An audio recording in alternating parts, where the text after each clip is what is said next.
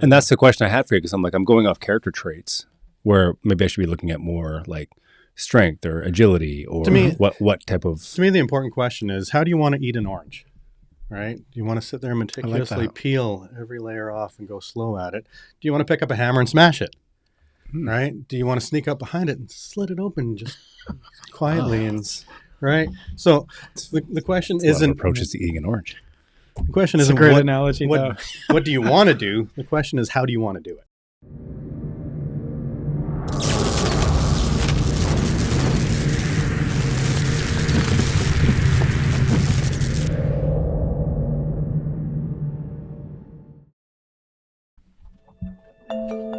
Hello and welcome to MindForge.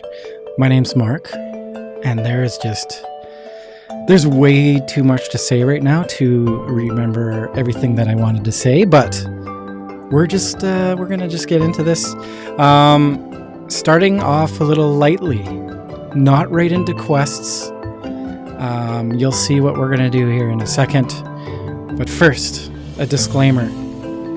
We do not claim to be professionals at the game. We do not follow the rules. We have our own house rules. Me personally, I've been playing for 35 years, and so has my friend to my right here that I will introduce in a second.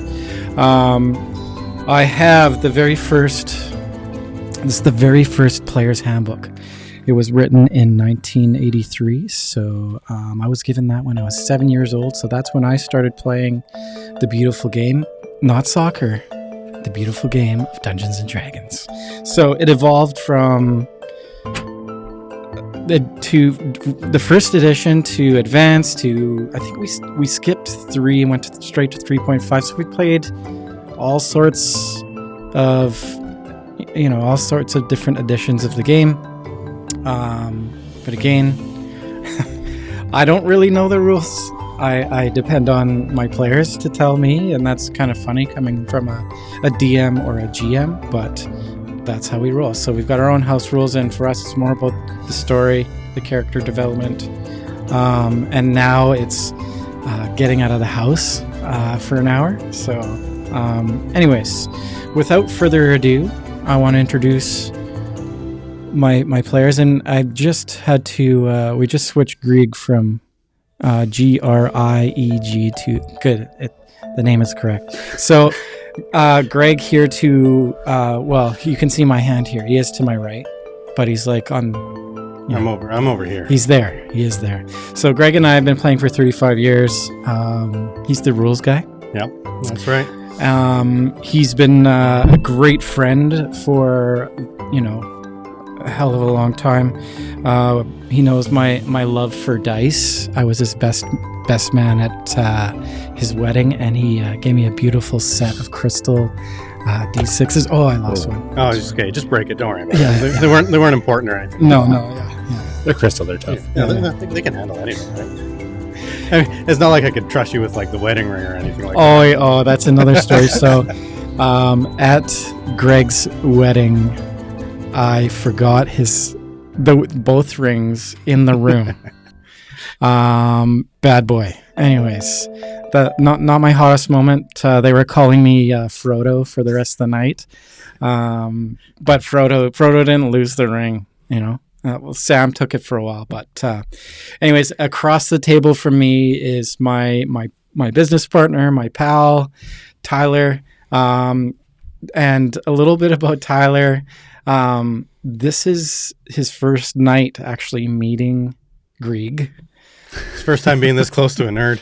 It's so, and this is Tyler's first time like being exposed to Dungeons and Dragons. First time cola. But Tyler doesn't know it. I've told him so many times now. He's an actor by profession, so he's kind of like he's gonna be better at this than we are. We're just like a couple nerds. He's gonna like take us to the next level. Don't let's not go that far. The greatest player of all time. Let's not set any expectations here. I've been playing this game for -4 minutes. I am not. We're actually going backwards with Tyler right now. Right. Yeah. So He's actually getting you younger as we stand here. Yeah. Well, thank you. Yeah. haven't And played this Tyler, game. being that this is your very first day, and Greg knows my love of dice. I've got probably I got like 150 sets of dice. I went out today and got you your very first set Are you serious? of dice. Yeah, and I gotta touch these as they're being passed. Yeah. This is so amazing. they're carefully selected. So Tyler and I run, and this show is brought to you by Dentist on Demand, which is Tyler and we run Dentist on Demand. So it's an obvious, Just a little marketing company we run. You know, if you're looking for a dentist. So the dice are Dentist on Demand colors. That's why I selected them. Am I allowed to take these out of the Take them out. Better out of the test tube? Take them out of their test tube. So cool. You gotta take them for a roll. The first, give them a roll. See how they feel in your hands. That's right. Yeah. Do I roll all of them or do I roll just one? So what I want you to do, so we're going to go through so the audience knows, and so you know that the audience is going to, the folks that haven't played Pathfinder or Dungeons and Dragons before or any other tabletop game, we're going to go through the dice with you. That's going to be the first step here. Oh, so cool. Okay. take them all out. Okay. That's exciting. And first is the little pyramid Save this guy. for later. Yeah. You can, Just hide that somewhere. yeah, you can just, Whatever. yeah. There you go. Perfect. Whatever it fits. You really didn't know what to do with that. So the little pyramid guy. Okay. Yeah. And let's roll them right onto the table here. Rookie player, never played before, walking me through the dice. Here we go. Yeah. So that's a D4. D4. Yeah, D4. It's four-sided. You won't get a higher number than 4. Yeah. Oh, that felt good. Oh, that's hard to tell on the, yeah. We'll just... The 2. Not so bad. Not so bad. How do you know what number you got? It's a pointed end. So- the one on top. It's the one on top. The one that's I see. facing Got it. upright. Got it. Okay. Yeah. The second one is going to be the D6. So you know that one. It's the 6th side. It's the, Square one. Square one. yeah. Yeah. So D6. I need that. You probably have experience rolling that guy there. Yeah, right? I've seen these Yeah. before. Yeah, they're Okay. out there. Yeah, they're around. Got it. People They don't play- look like this from the ones that I roll. The people, yeah, they have little dots. Yeah. So give her a roll. Let's see your luck. 1. All right, boy. get those low rolls out of the way. I don't think that's. I don't think my rolls are looking So- so hot here. One thing with dice, so one thing why I love That's exactly them how I is, like, gamble. with playing games like this, tabletop Dungeons and Dragons, like to me, the dice will determine how and what happens to the players, your enemies, or if you try to do anything in the game, you got to do it through you will have player abilities, and then the dice will determine the rest. So Cool. 6, let's move a little quicker here. The next is the 8. Oh, you grabbed her you right got away. it right away. Excellent. I knew I was on it. Yeah, give her a quick Okay, roll. so and here's the thing: I'm starting to see now. I've got the Mystic Wolf in front of me, Yes. and so far the first 2 haven't been so good. So I can always pick a shoulder to roll it on, depending on how my luck's going. Yeah. 2, not so hot. Yeah, see, Yeah, I think it's the Mystic Wolf is not showing a lot of love on the right shoulder there. You need your owl, I think. Anyways, all right. Next, Okay. the next. So should we document these numbers, or is this just practice? No, we're going to document them. Okay, Just kidding. so I get that at 2. The next. Okay, so there's a combination of 2. So the 10 side of the D10, there's going to be a tens dice, and then there's going to be a singles. So if you were to roll 100, right? Yeah. You can roll a chance out of 100 with those. Do you understand one that? So That guy. 1 represents the tens, obviously. So roll both tens at the same time.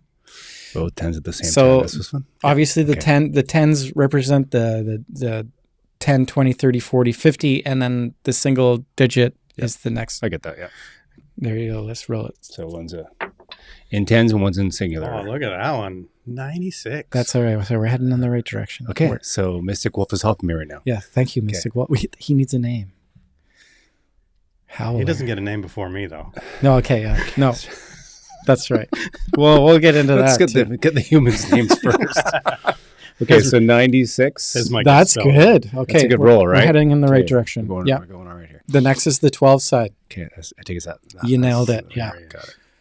So the 12 side is, I don't know, it's seldom used.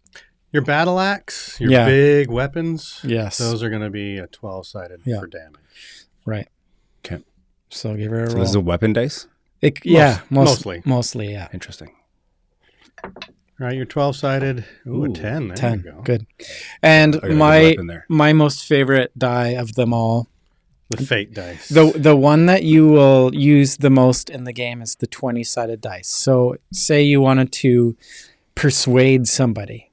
You're talking to somebody, like you want to get a better price on something, or you want to convince a character, or you want to intimidate them, or you want to climb a wall, or you want to simply just hit somebody.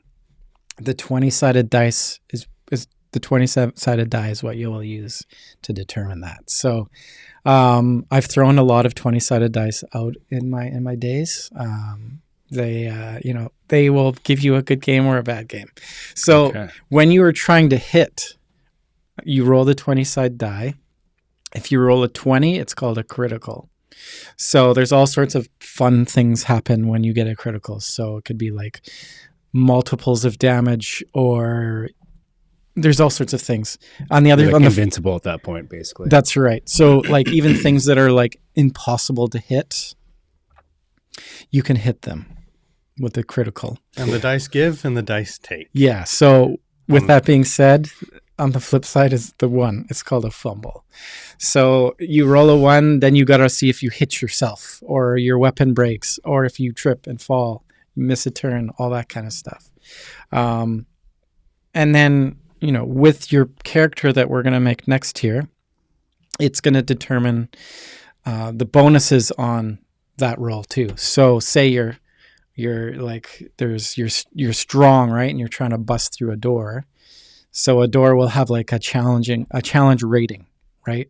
So you got to roll a certain amount, and then your strength, whatever your strength might be, will be like a +1 or a +3 or minus. You might be a small character that isn't so strong, but they're like dexterous and they can move around fast and they can evade attacks and stuff. So the 20 side is your best friend and your enemy. Worst enemy at the same time. That's right. Okay. It adds the random fate to the game. Yes. Right. So give her a roll. Do you hit? All right, here we go. The inaugural roll of the 20-sided.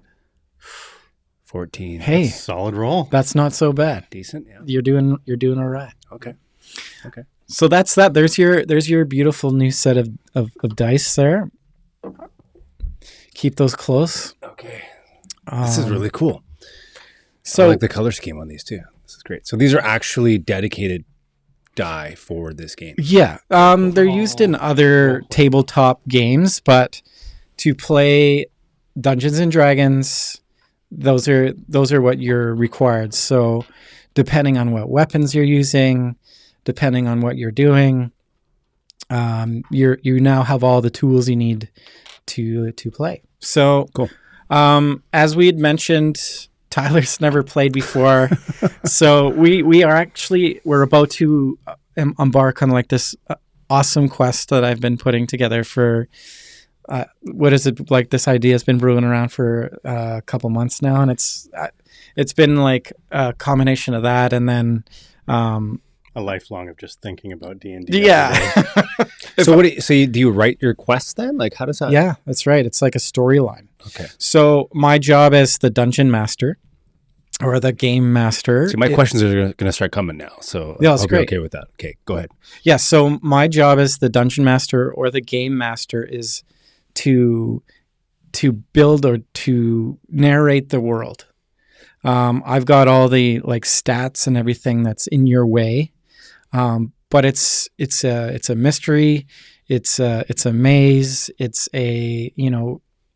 you guys have to be creative and resourceful and work together in solving the mystery of the quest to move to the next, to the next. And as you do so, your player gains experience. When you kill things, when you do good things, your player also grows in ability, depending on what class you choose. You get like stronger, like say you're a monk, you can do like all sorts of different like hand-to-hand combat. Or if you're a thief, you can sneak better. or pickpocket better. Or if you're, a cleric, you can have more magic spells, use more magic in a day, that kind of thing. Right. And that's what we're going to get into now. Cool. So he is our dungeon master and we are the players. Yes. A story is about to be told. And there's not one person telling the story. It's kind of all of us. Yeah. You are your hero. You are your person. You are making his story happen. So am I. He is everything else. Yeah. He's the wind, right? Yeah. If there's wind, it's because he says there's wind. Guess what? Oh my goodness. There might just be something. You find yourselves In a wind tunnel. in a wind tunnel. Yes, exactly. So, and with that being said, I am also every character you meet, all the NPCs, Friendly or not so friendly, and that's up for you guys to determine. And we don't know. And it's up to you guys to get into that imagination land, and get creative and find out what why the people in the town are going missing, or find the treasure, or kill the dragon, or whatever that might be. And the quest that I'm writing is it's going to be tough. I'm not going to lie.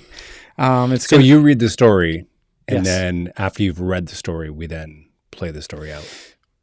I kind of read the story along with you guys acting out in the story. Okay.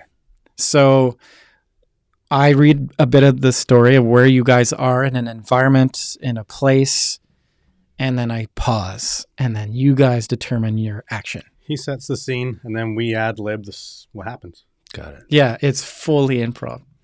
Yeah. Cool. Yeah. Just not the gross kind of improv. No. Throw that disclaimer out there. So, Ty, there's a certain type of improv that's acceptable Don't here. do that kind. Yeah. You Sorry, got to is that stop my that, mic? man. You Is that- got to stop that. Sorry. I'm just I thought that was you banging. No, I don't bang like that. I think I hit it and that hits the table. Sorry. I know, it's okay. It's because I put my arm around it. Normally, Tyler and I are in this room talking about teeth. It's such a weird combination of things. And the microphones are normally on the desk, but I've tried to maximize. And I keep hammering mine with my elbow, Yeah, so it's that's why you very keep like hearing you- this. Like, Yeah. because I thought it was you. I'm like, hey, easy with your mic over there. Stop bud. it over there. Slow down. No, I'm just drinking my coffee. So, now is a really important time for the player. This is a very special time for the player. It's, we've already kind of talked about this a little bit. It's, who do you want to be? So you sent that list, didn't you? And Yeah, I did. and it really scared Tyler because it said 82 pages. Well, it said blank 82 pages. I was Yeah. like, there's 82 pages in this thing? What? Yeah. As CD dice banging. is to Mark, building a character is the part I live for. So that's your wheelhouse. That's my love affair. And honestly, whenever it comes time for me to build a character, I do not do that without Greg's yeah, you want this, you want that. So where was I going? You're talking about the great fun you and Greg had doing this for 35 years, which is really intimidating for someone coming in who's never played this game, by the way. This is great. It makes me think of all the great sort of little nuances you guys have picked up along the years. And Yeah. Well, this is that cool. muscle memory. Whenever it's been somebody new coming through the door for Greg and I, it's we want you to love being in the room and enjoy it. So I'm not the first new person. No. and we will be gentle. Well, thank you. That's a relief. Just go to sleep. these are what, can you see that? Tyler's I can. he's the blind I'm the blind guy. blind guy. I actually have my contacts in, but I've been wearing them since 4:30, so Yeah. they're expiring on me. So you're an actor. You've always wanted to play there's a character type that you want Well, to play. we went through this a few weeks ago, and you guys were like, "Well, what type of character do you see yourself as?" And I just kind of I drew upon characters that I sort of found interesting in the movies that I watched growing up. The movies that really sort of influenced me, like the Reservoir Dogs, and like Tarantino was obviously a big influence on my life. Like going through university and writing thesis papers on Tarantino and postmodern art. Like so the first character that came to mind for me was the Michael Madsen character from Reservoir Dogs. But I don't don't want to be that psychopath. It's just more like that more sort of that stylish gunslinging. Would an anti-hero kind of fit into that? Anti-hero, yeah, in a way. The guy a bit of a maverick. The guy you're rooting to turn things around. Yeah, like not the guy that's going to cut somebody's ear off, but the guy that would be like the guy you don't think that's like kind of doing his own thing, but shows up at the end going, okay, so hey, I kind of saved the day. I mean, swashbuckler. A little bit. There is actually a gunslinger character as well. We haven't really got into gunslingers, though. I love a good gunslinger. Yeah. My recommendation is The gunslinger doesn't like resonate for me as much because I'm not as much tactical. Yeah. Let's read them all out. So sorry, I cut Greg off. Yeah, don't worry about it. What I have to say isn't important. I've only been playing for 35 years. That's what I'm saying. What do I know? No, please let Greg finish. These characters can bog you down in all the rules that make the character work, right? So as a new player, I recommend trying to find one of the more simpler character builds and then make them interesting through how you play them. Okay. Yeah, right? that's it. Yeah. Right, See, like, this is why Greg and I need Greg to make the character. And that's the question I had for you because I'm going off character traits where maybe I should be looking at more like strength or agility or what type of... To me, the important question is, how do you want to eat an orange, right? Do you want to sit there and meticulously peel every layer off and go slow at it? Do you want to pick up a hammer and smash it, right? Do you want to sneak up behind it and slit it open just quietly right? So the question isn't... approaches to eating an orange. The question isn't a great analogy, what do you want to do? The question is, how do you want to do it? Yeah, that's right. That's true. Right. So, I mean, all of these classes, they come like that's a great analogy. They come at eating the orange all differently. So the fighter is, he's got a lot of tools to eat that orange. He's got a lot of weapons. Yeah, he'll pull out whatever weapon he can find, and he can get that orange open. Druid, you're gonna get your dog to eat the orange. And then you're going to plant the seeds and grow an orange tree. Yeah. Barbarian, you would smash it. Alchemist, you're going to make an orange. Bard, you're going to like sing to the orange so it grows.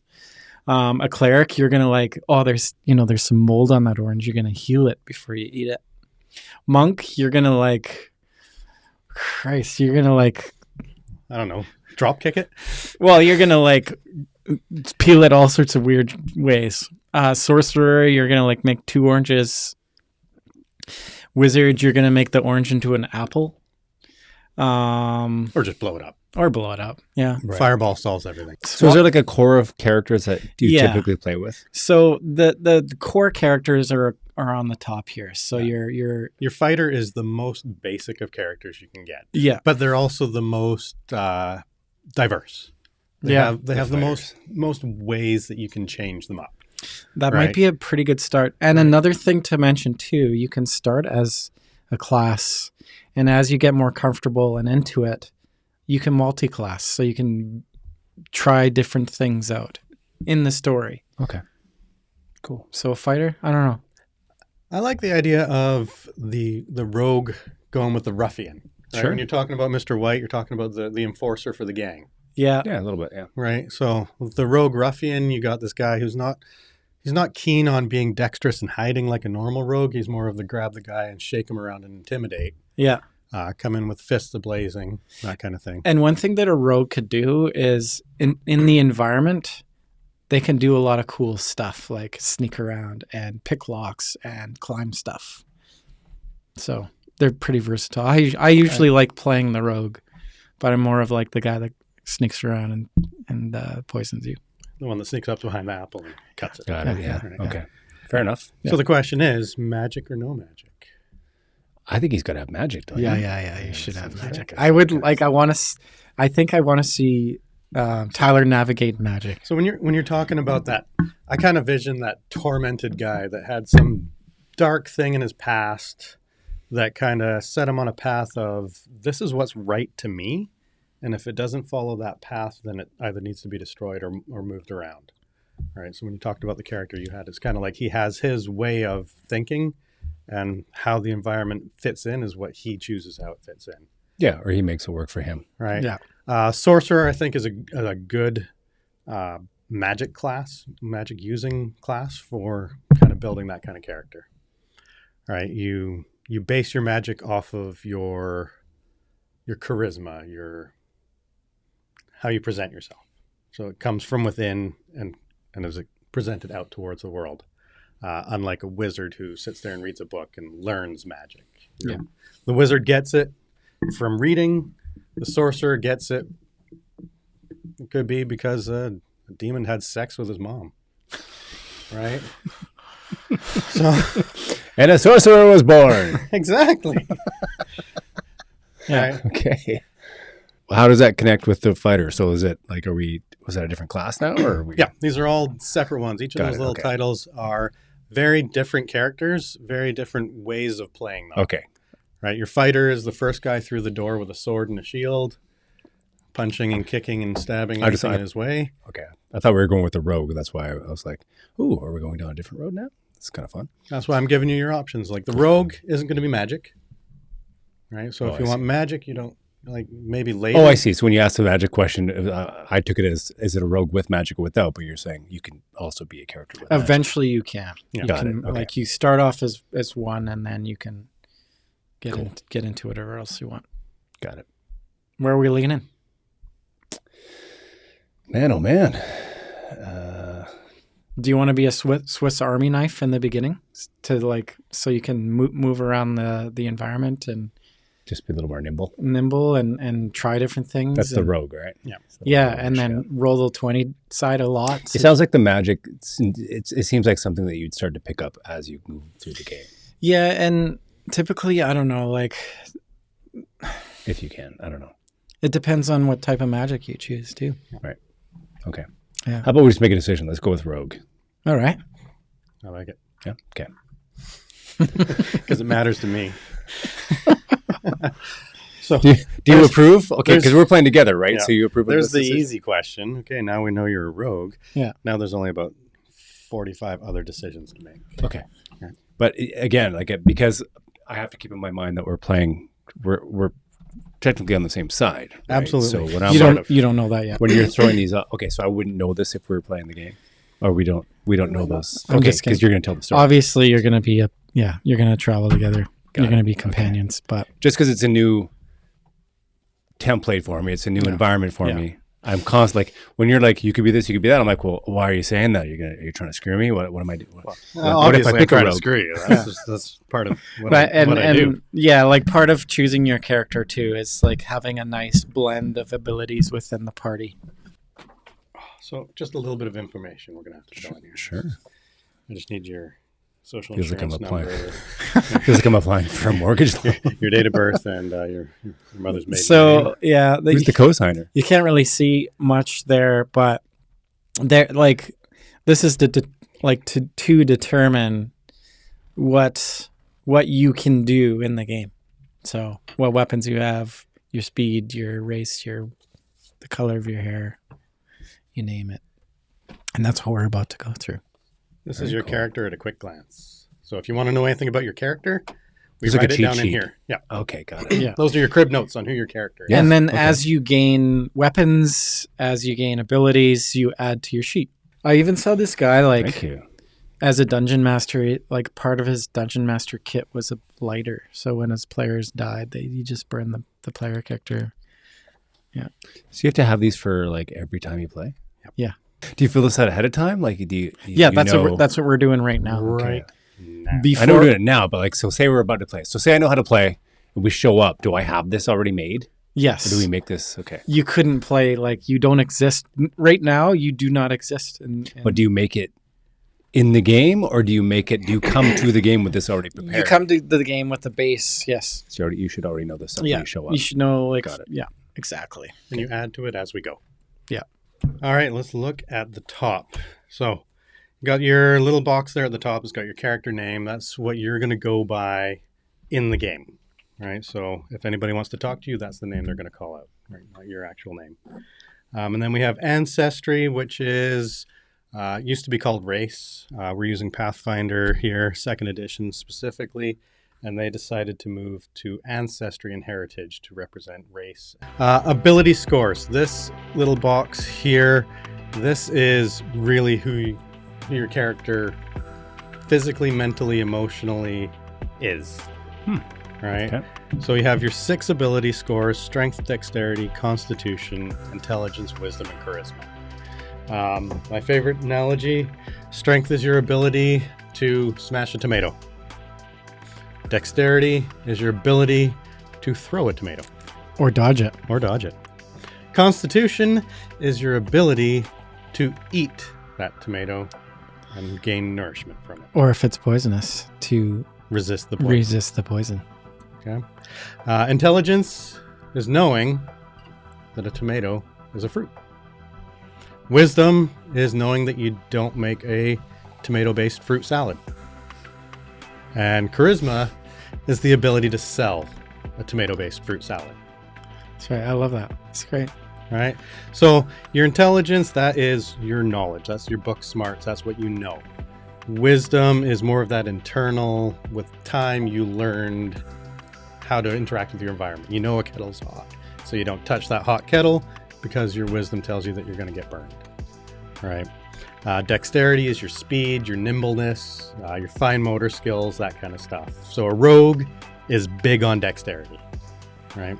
Strength is your ability to use brute force, lift things, hit things. And then we got charisma is your ability to interact with others in a positive way.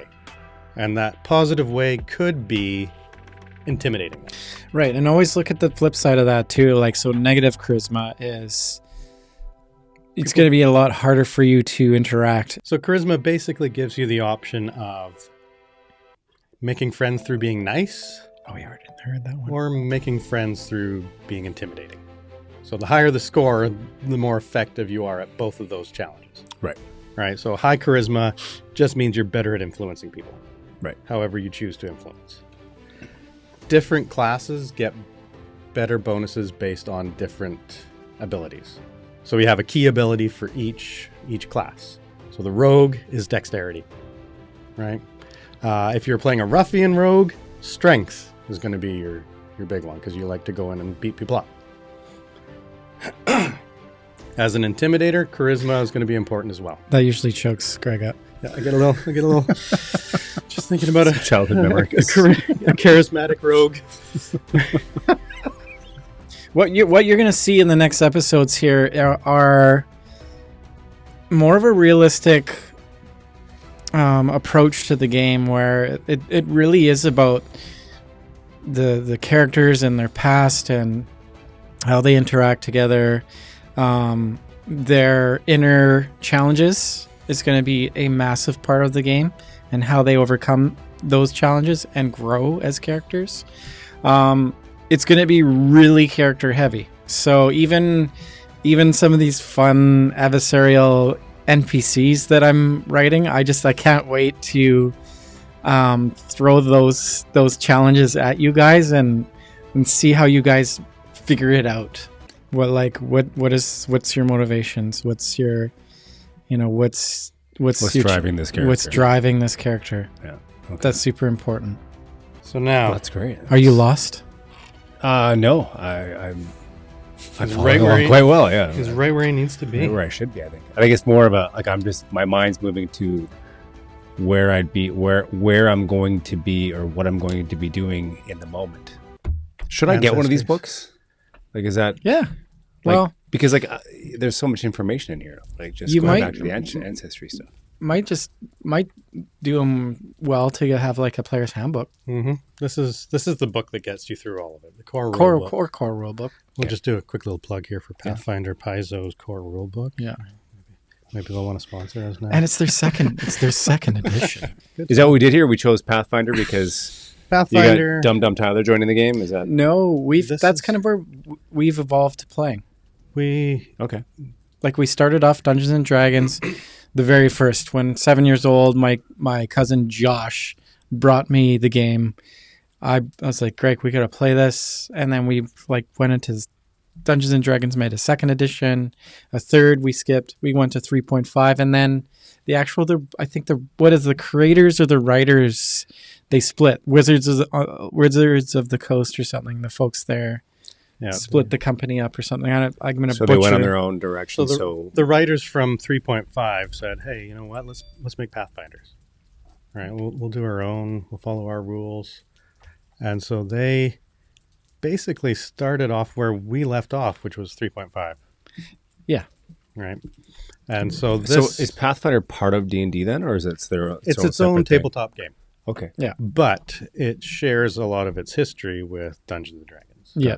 Right. And so I will always and forever call what we do at this table Dungeons and Dragons. Yeah. Even though Pathfinder is the mechanics and the rules that I like to follow. Got it. So Ancestry. So this is kind of the first place to look at who your character is going to be. You have your basic ancestries, which is basic fantasy, dwarves, elves, gnomes. It'll be like your halfling version.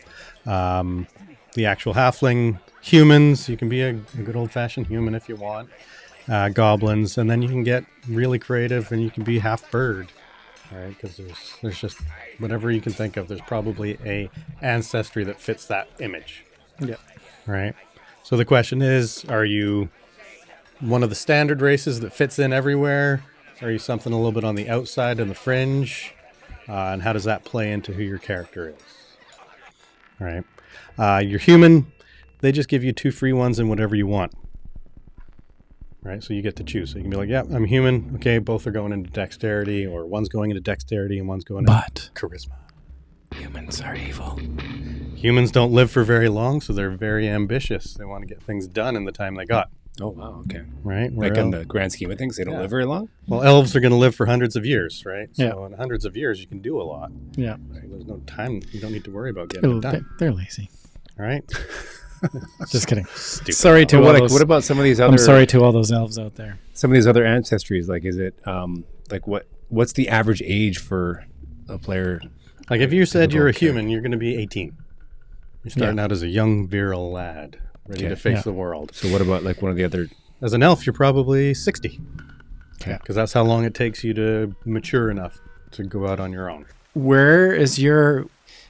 what would be, you're a creative guy, what like a backstory, like, so now that you know that you're we're on the path of the rogue here. Yeah. What's your drivers now? What made you a rogue? What made you a rogue? What, like,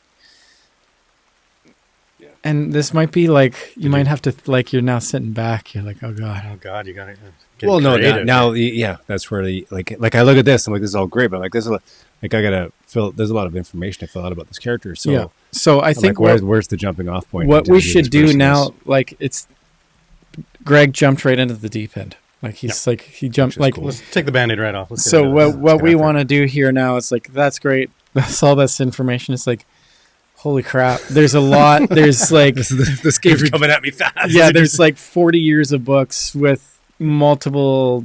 Like we take from all of this information. What kind when you sorry, I want to hear that question, but like when you started playing this game, were you like, was it just like as you played it when you were a youngster? Was it just like, and then this happens, like your discovery in this game? Was it just like, what was so cool is every time you played it, you discovered something amazing about the game? Totally. And playing as a youngster too, like, oh man, I have a great, like, I owe a lot to this game for like being like has opened my mind and allowed me to be more creative. And because I remember being in the hot tub with you. Yeah. Sorry, there was a bunch of us. Holy shit! There were a few of us in the hot tub that night, just having a few drinks and having some fun. You and another friend of ours got into Pathfinder and D&D, and you guys talked about this for like 2 hours. Yeah. And the excitement and the passion that you had for this game was like, I feel like I got robbed. Like, you guys experienced something growing up that I was like, what is this thing? Like, this seems like amazing. You might have had more friends and been popular. Well, here's the thing, like, it just seems like a whole other world that I never really had much exposure to. That goes back to like sort of the existential part of this game is, really don't care what it like. We just played. We don't like. We didn't. I didn't care about being popular. It's good at sports and all that sort of stuff. But like, But when you say popular, like are you attaching stigmas to the game? Like yeah, you totally. mentioned that like and you it's weren't popular when you played the game. and or what's how does really that- cool now is like everybody that I meet in life now that has played this game to some degree as a young person, they cross me as being more like not like the blinders type of person, like Right. and more open-minded. open-minded, and like you can throw a ball out into left field and they might be more apt to catch it. Right. Because there's Creatively, like you're speaking metaphorically. yes, exactly. But in terms of the stigma, Like, well, for me, I'm an absolute introvert to the extreme, I'm not, right? And Okay. as you know. And that's why I find this interesting. I hate to derail. I don't want to derail, but I like do it. getting into the psychology behind this game. Yeah. Right. So you and I have spoken about this game a lot, and I'm like, I haven't spent 5 minutes playing this game. I have friends that have played it, and I'm like, cool. It looks like I see their passion for the game, or I see that they get into like the sort of the wizard side of things, and I'm like, that's cool. Like I just never did it when I was younger. Yeah. But I see that like if I was 7 or 8 years old, and if someone sat down with me and said, let's play this game, Yeah. like Snakes and Ladders is a bad analogy, but there's tabletop games that I played as a kid Yeah. that I really got into. This is nothing like that. I'm not Yeah. saying that it is. This is like, Yeah. like I'm saying that like for Monopoly, you. Yeah. Monopoly or Trivial Pursuit. Yeah. I know they're completely different games in a different world, but what I'm saying is that like I loved tabletop games when I was a kid, and this seems like it would have been something that really would have appealed to me if I would have sat down and digested the material. And so there's like the actual physical reading the books, filling out the character sheets, rolling the dice. But where this game exists is actually for us is here. It has nothing like it does have some to do with like the tangible stuff that's in our hands, the dice and that. But it's telling a story, and it's like laughing and creating. It's a really cool thing, and it's been a really cool thing to come back with my brother. Yeah, Yeah. this is a connection that will never go away, right? Like, No. This is something that we always have. If at any point we can go away and we can be away for years. Yeah. And then it'll be, hey, let's play some D&D. Yeah, and like in terms Yeah. of people and like the mix is really interesting. Like you playing, because we've gotten really close over the last 5-10 years, doing this, like creating this, right? Yeah. Greg and I created a whole different reality world back when we were kids too. So it's hard to find that type of connection that this game builds with friends, really. Right. Because like you're putting yourself out there, right? And I think one of the things that people have a really hard time with this type of thing is like it makes them feel super uncomfortable. Throw out the word role play and a room will go quiet. Yeah. Yeah. It's weird, right? Right? Well, as an actor, Yes. right, I have a problem with role play because I don't improv well. Yeah. I've built a craft. I spent 4 years in university building a craft to play a character. But now in the early days of my acting career, I ad-libbed. Like ad-libbing, you have to ad-lib, right? You have to know how to ad-lib or to improv to a certain degree, right? But that's like within the construct of a character. And this goes into the psychology of the acting that I did in whatever film and TV I did. In theater, like I did years of theater. I did over a decade of film and TV. There's improv within the structure of what you built that allows you to improv. Yeah. And I think you're going to find a connection to that in here, right? Like this sheet Is your script. That's your script. This is the confines within what you can role play, Okay. Yeah. right? And so right now you're building what your character is capable of. Yeah. And so now that you know what he's capable of, now you play that character. And yeah, to really the most important part that I want everyone to get into is your motivations as that character in the world that we're about to embark on. It's going to be really interesting, and it's going to be really interesting in a like reality setting where we're tight. You guys just met each other, and also there's going to be a fourth. Dave is Greg's brother-in-law. I know him very like decent, but not. I'm going to get to know him better by playing this.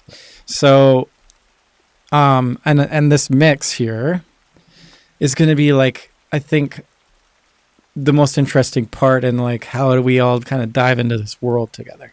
Right. Cool. Yeah, that's kind of where the questions that are running through my mind is that, I'm seeing all this backstory and all this, yeah, the constructing all this. It's the right now. Superficial part of it. That's as a newcomer coming in, I'm like, this is overwhelming to say, holy smokes, I got to figure out all this stuff and then figure out what type of character. Now you're like, okay, why are you a rogue? I'm like, shit. So remember what I said like earlier, like when Greg and I had somebody new in the room, we want to take the time and help you figure it out, because we just like, this is a really cool place to escape to. Okay, and cool. Like, that's a really cool thing. Like, the aha moment of like, we're doing Dennis on Demand and doing podcasts. Like, there's a ton of discovery in that too. It was like, now like, wait a minute, we can put the two together. And there's other great groups out there already doing this. Like, obviously we're not inventing the wheel. We're not inventing the wheel. And what are we wanting to get out of it is, it's promoting this. I think ultimately it's having guys being able to just be themselves in a room. Well, and I think that's why I kind of bring up the stigma part of it, because I'm like, I'll give you a story. So I'll tell you a quick story about it. So I was in a play once. This is in the year 2000. I was in a play, and I was working with this amazing actor. His name was Derek, a really, really good actor that I went to school with back in the day. And he was playing Bosie, a character in the Oscar Wilde play. So he was Oscar Wilde's boyfriend in the play, but he was kind of the villain in the play. And I remember he said at one point, I don't know, make me think of this. It just the mind went there. He said, everybody keeps calling my character the villain and saying he's the jerk and saying they're labeling my character. And every time someone labels my character, it's informing my performance. Mm-hmm. And I don't want that to inform my performance. I want the work I'm doing, the character I'm crafting, the character I'm creating to inform the performance. I don't need somebody else's input to say that he's a jerk, he's this, he's a villain, blah, blah, blah. He doesn't believe he's a villain. So to play the character truly, I don't want someone saying to me all the time, your character's a villain, he's bad, he's bad, he's bad. I might not think he's bad. My character might not think he's bad. So I think that, again, I'm not sure why I made the connection. It just, my mind went there. But the stigma that's attached, you guys have mentioned it a few times. My question is that what you think other people think? Because I think that was a much wider audience for this game now. Right. They're if reverse in time 30 years ago, right, a whole different reality. Now we're seeing, like, I think the recent, Stranger Things, I think, as a group of kids in the show, they did, like, part of their interaction as friends as they play D&D is like a huge part of their thing. And I think that's like blown the game up. But even looking at the character in Stranger Things that plays D&D, he's not the popular kid. He's not the well loved by everybody in the room. Yeah. He's very quiet, very shy. Sure. Right. And I think I relate to that aspect, right? Like, growing up, I was very shy. I'm like, being in this room, being recorded is so far out of my scope of who I was going to be when I was a kid. Like, I would never believe you if you said I'd be in here doing this right now. So what's really cool now is, like, we're taking Ty along for our journey, and Ty and we're taking you along for our journey. It's cool. Yeah. As much as this is your first time playing, this is my first time doing anything in the it's awesome. Very podcast world. Yeah. Yeah. Right. And we spend all of our time on podcasts and oh man, Yeah. Like this is a my TV show here and there. And this is my favorite place to be. Right? This is my nightmare. Right? This is you're right in the middle. You're front and center. Like, let's just frame him in the middle. Right? Hang on. Can we zoom in? Right, like right here. This is. Hang on, I can actually. I'll Anyways, just kind of freeze like this for the rest of the show. Here. Right, and I think playing D&D had a big part in how I got over that. Right. Like even now, my job now is 70% role playing. Right. So what is your job? I teach law enforcement how to do law enforcement type things. Okay. So we do a lot of decision-based scenarios where I play some sort of we'll keep it positive. bad guy. I can see it, and this would inform a lot of what you do. I would assume. The ability to think on the feet, the ability to be like, you know what, this is what I'm seeing. I think it helps develop empathy. Yeah. Right? And I think that was a big thing that came out of it was I can relate, like this character I made, I think I like kind of accidentally made me as a character. And I think he might have a nervous breakdown at some point because he's just a little bit too much me. Right. But you can empathize with where the character is at. You can put yourself, it teaches you to put yourself in this person's shoes and go, okay, if I was here, what would I do? Like if I was the rogue that everybody is calling a bad guy, and I'm not a bad guy. And I'm going to slit his throat. Right? I'm about to slit his throat. I don't think I'm a bad guy here. Yeah. Right? No, I'm going to do it because he's an asshole. You have a motivation. You're a rogue. Yeah. You want notoriety. You want to be the best rogue. You want to be the best thief in the world. Another thing in the game is you can alignment is a big part of it too. So if you're, neutral or neutral good or neutral evil or chaotic evil or chaotic good, those are huge driving forces as well. They're kind of your signposts to go, okay, if my character faces this decision, if he's lawful, he wants order. Right? Lawful is orders, falling. Everything has a place and it should be in its place. Right. The opposite, on the other side, you have chaos. Right? And if you're living in a world where you love chaos, then you're going to create chaos wherever you are. Right? So you're not going to do anything that would be in order. But at the same token, maybe to create chaos, you're going to follow the rules. Right? But your character is going to do what he does because that's who he is. Not because he's lawful good, not because he's a rogue, right? He's a rogue because of what he does and how he does his thing. Yeah. But that doesn't make him good, bad, evil for him. Right. Right. But if you're just going to be a murder hobo, which is a style of playing where you just go into a town, you don't live there and you kill everything and steal, well, you're evil. Right. Yeah. You do things only for you. And other people are something to be used. Got it. Right? And on the other side of evil, you have good. Right? Where everything you do is to benefit someone. So could you be playing a game right now with someone where all of a sudden you realize that they're going murder hobo on you? So there are, it depends on what the group wants, right? It's very hard to have most times people play this, they play a lawfully good type of group. Right. And if you throw one evil character into the group, it usually falls apart. Right? Because that one evil person doesn't always play it the way the evil person could be played, which is they see the benefit of the group, so they don't steal from the group because they need the group for their goals.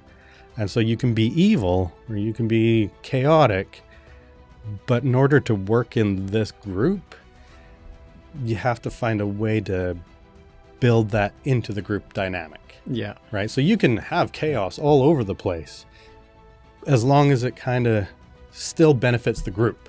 Yeah. Got it. Okay. Right. And yeah, we as teenagers, there's always that one guy that played and he's like, you built this beautiful story and then there's the guy that goes, all right, I'm gonna chop his head off. Yeah, I'm gonna attack. He's the nicest man in the town and everyone loves him, so I'm going to murder him in public. And he's dead. All right. So what it comes down to is just random. Yeah. Right? No class is good, bad, evil.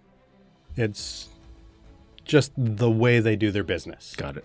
Right. And so, usually we start at neutral and let the gameplay dictate whether we go towards evil or towards good. right.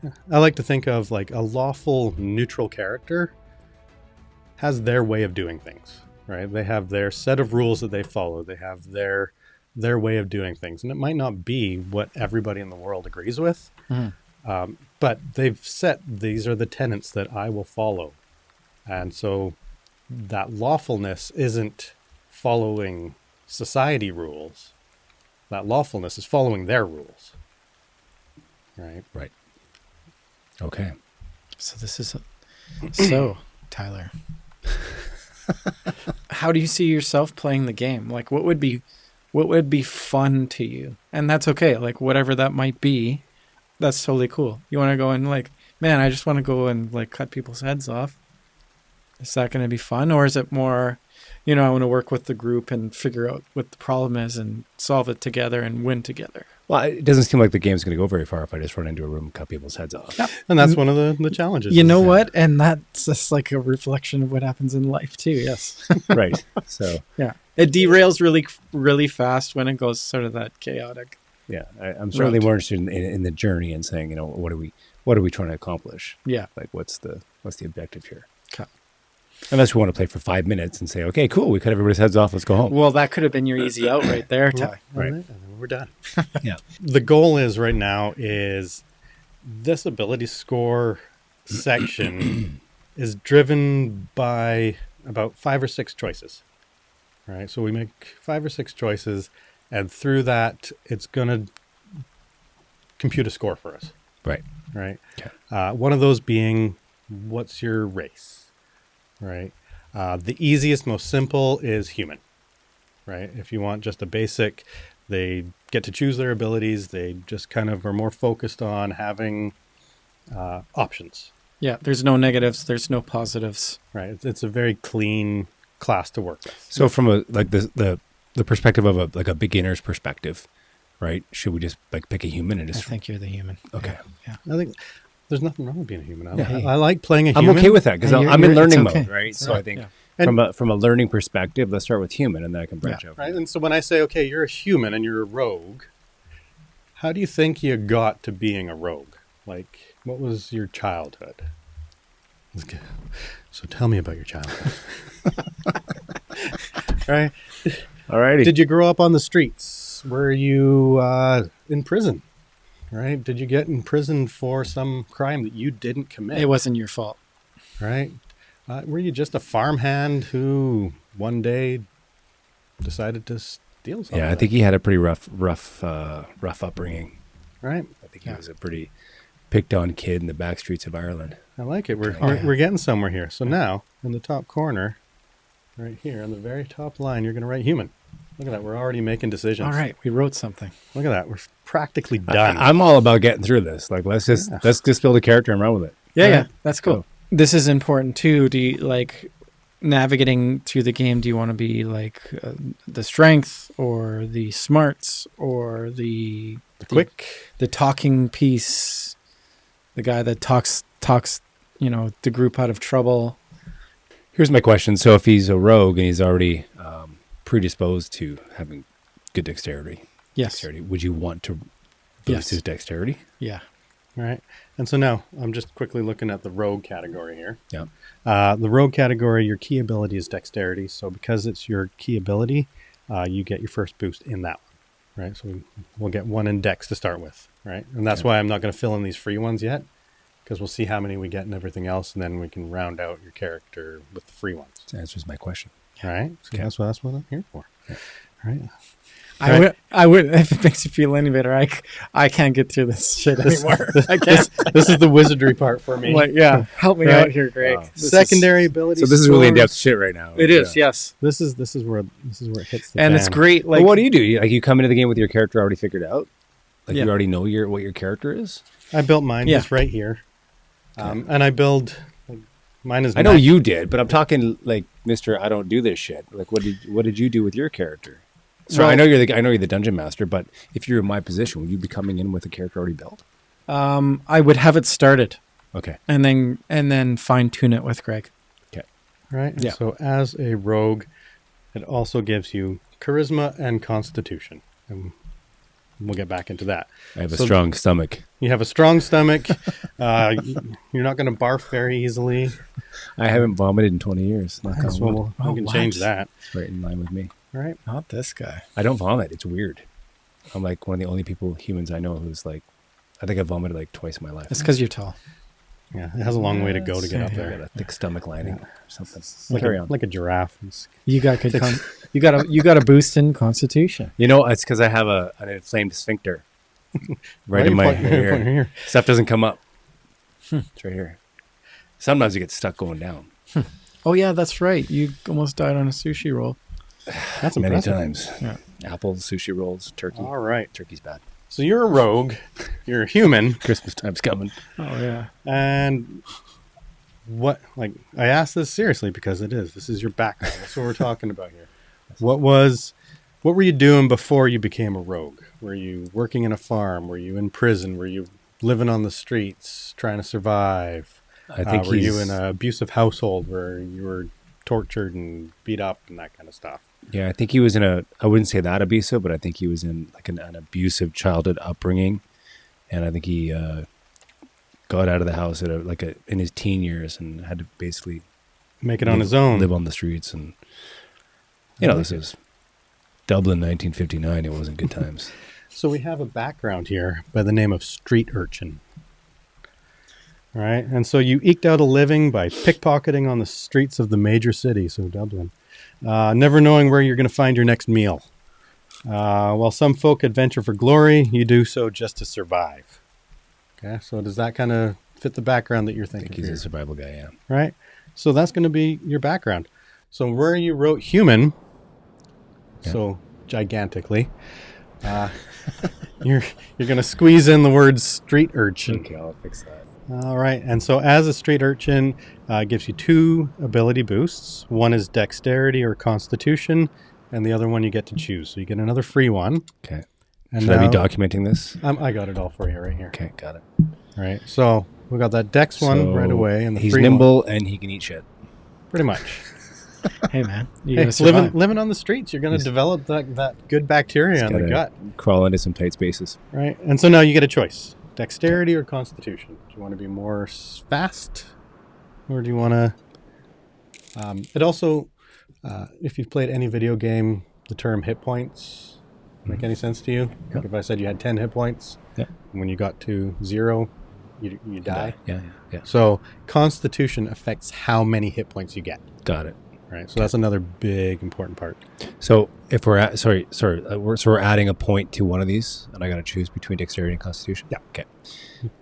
I'm thinking. You already have 1 on dexterity and 1 on constitution right now. Right. So if I'm to choose between the two, I'm thinking probably dexterity. Okay. So we'll go with dex for now. Okay. All right. So now we have a ancestry, we have a heritage, and we have a class. You are a human who grew up on the streets and became a rogue. Got it. Okay. So that's just kind of like the basic start. Is rogue class? Rogue is your class. Yes. Okay. And so give yourself some room because we're gonna fine tune what that means to be a rogue. Okay. All right. This is going good for you. Typically, when you're done doing this, the boosts add up to about between 9 and 11 pluses. Okay. Right? So 4 being the max. You're going to end up with 11 boosts. So your choices went well for you. Cool. All right. So now, when we create the character, you get these 3 aspects of your life give you these boosts. And then in the character creation, you get 4 more. Right? So you're going to have a total of 4. So 4 more frees. You get to choose those ones. Okay. And And that's throughout the journey of the game. Or yeah, and so this is kind of like, this is your tombstone data. This is who your guy is. This is the stuff that unless something magical happens, really isn't going to change, Okay. right? In a game of Magic, though, Things can change. Yeah. right? So now when I look at this, we got 1, 2 on dexterity so far. 2 to dex so far. 1 to constitution so far. 1 to charisma so far. 7 free ones to spread out. Right. So now there's 2 numbers you're going to notice here. You got one here that says strength, and underneath it says modifier, and then on the other side you got strength and it says score. Mm-hmm. The score is based on a calculation that some wizard created and wrote into the core rulebook here. Basically, every time you do a boost, if you had nothing, it would be a 10. That's your average person. So your average non-player character that you run across in the game is probably all 10s. Okay. Which means no boosts. But we're heroes. So we're better than average, right? And so every time we add a boost, this number goes up by 2. Right? So my character has a +1 in his dexterity, so he has a 12 because we're 2 up on that 10 for that one boost. All right, so we'll work on the boost, and then I'll tell you what number to write in here. Okay. So now, as your dexterous character, I would assume you want to be as dexterous as possible. Sure. Right? So you probably take 2 of your free ones. Thanks, buddy. And we'll add those to dex. It's a lot of coffee. Yep. Well, we got another 4 hours here. Just to get past the name. Okay, we've got past strength. Tyler, So make now- a decision. So now, as important as dexterity is, the next thing to think about is what else do you do? Are you liking to stand back and shoot arrows and throw things at people, or do you want to get in close and get into the stabby when the fighting happens? Yeah. I think he's a little more on the stabby A little side. bit more on the stabby side. So you want a little bit in your strength then. Yeah. Right? Because picking up a weapon, some weapons, you can use your dexterity to give you a bonus when you try and hit a person. But strength is going to give you a bonus to how much it hurts. Right. Right? So you have 1, 2, 3 free left to go. Right? So you can give a couple to strength, and then rogues are very big on intelligence.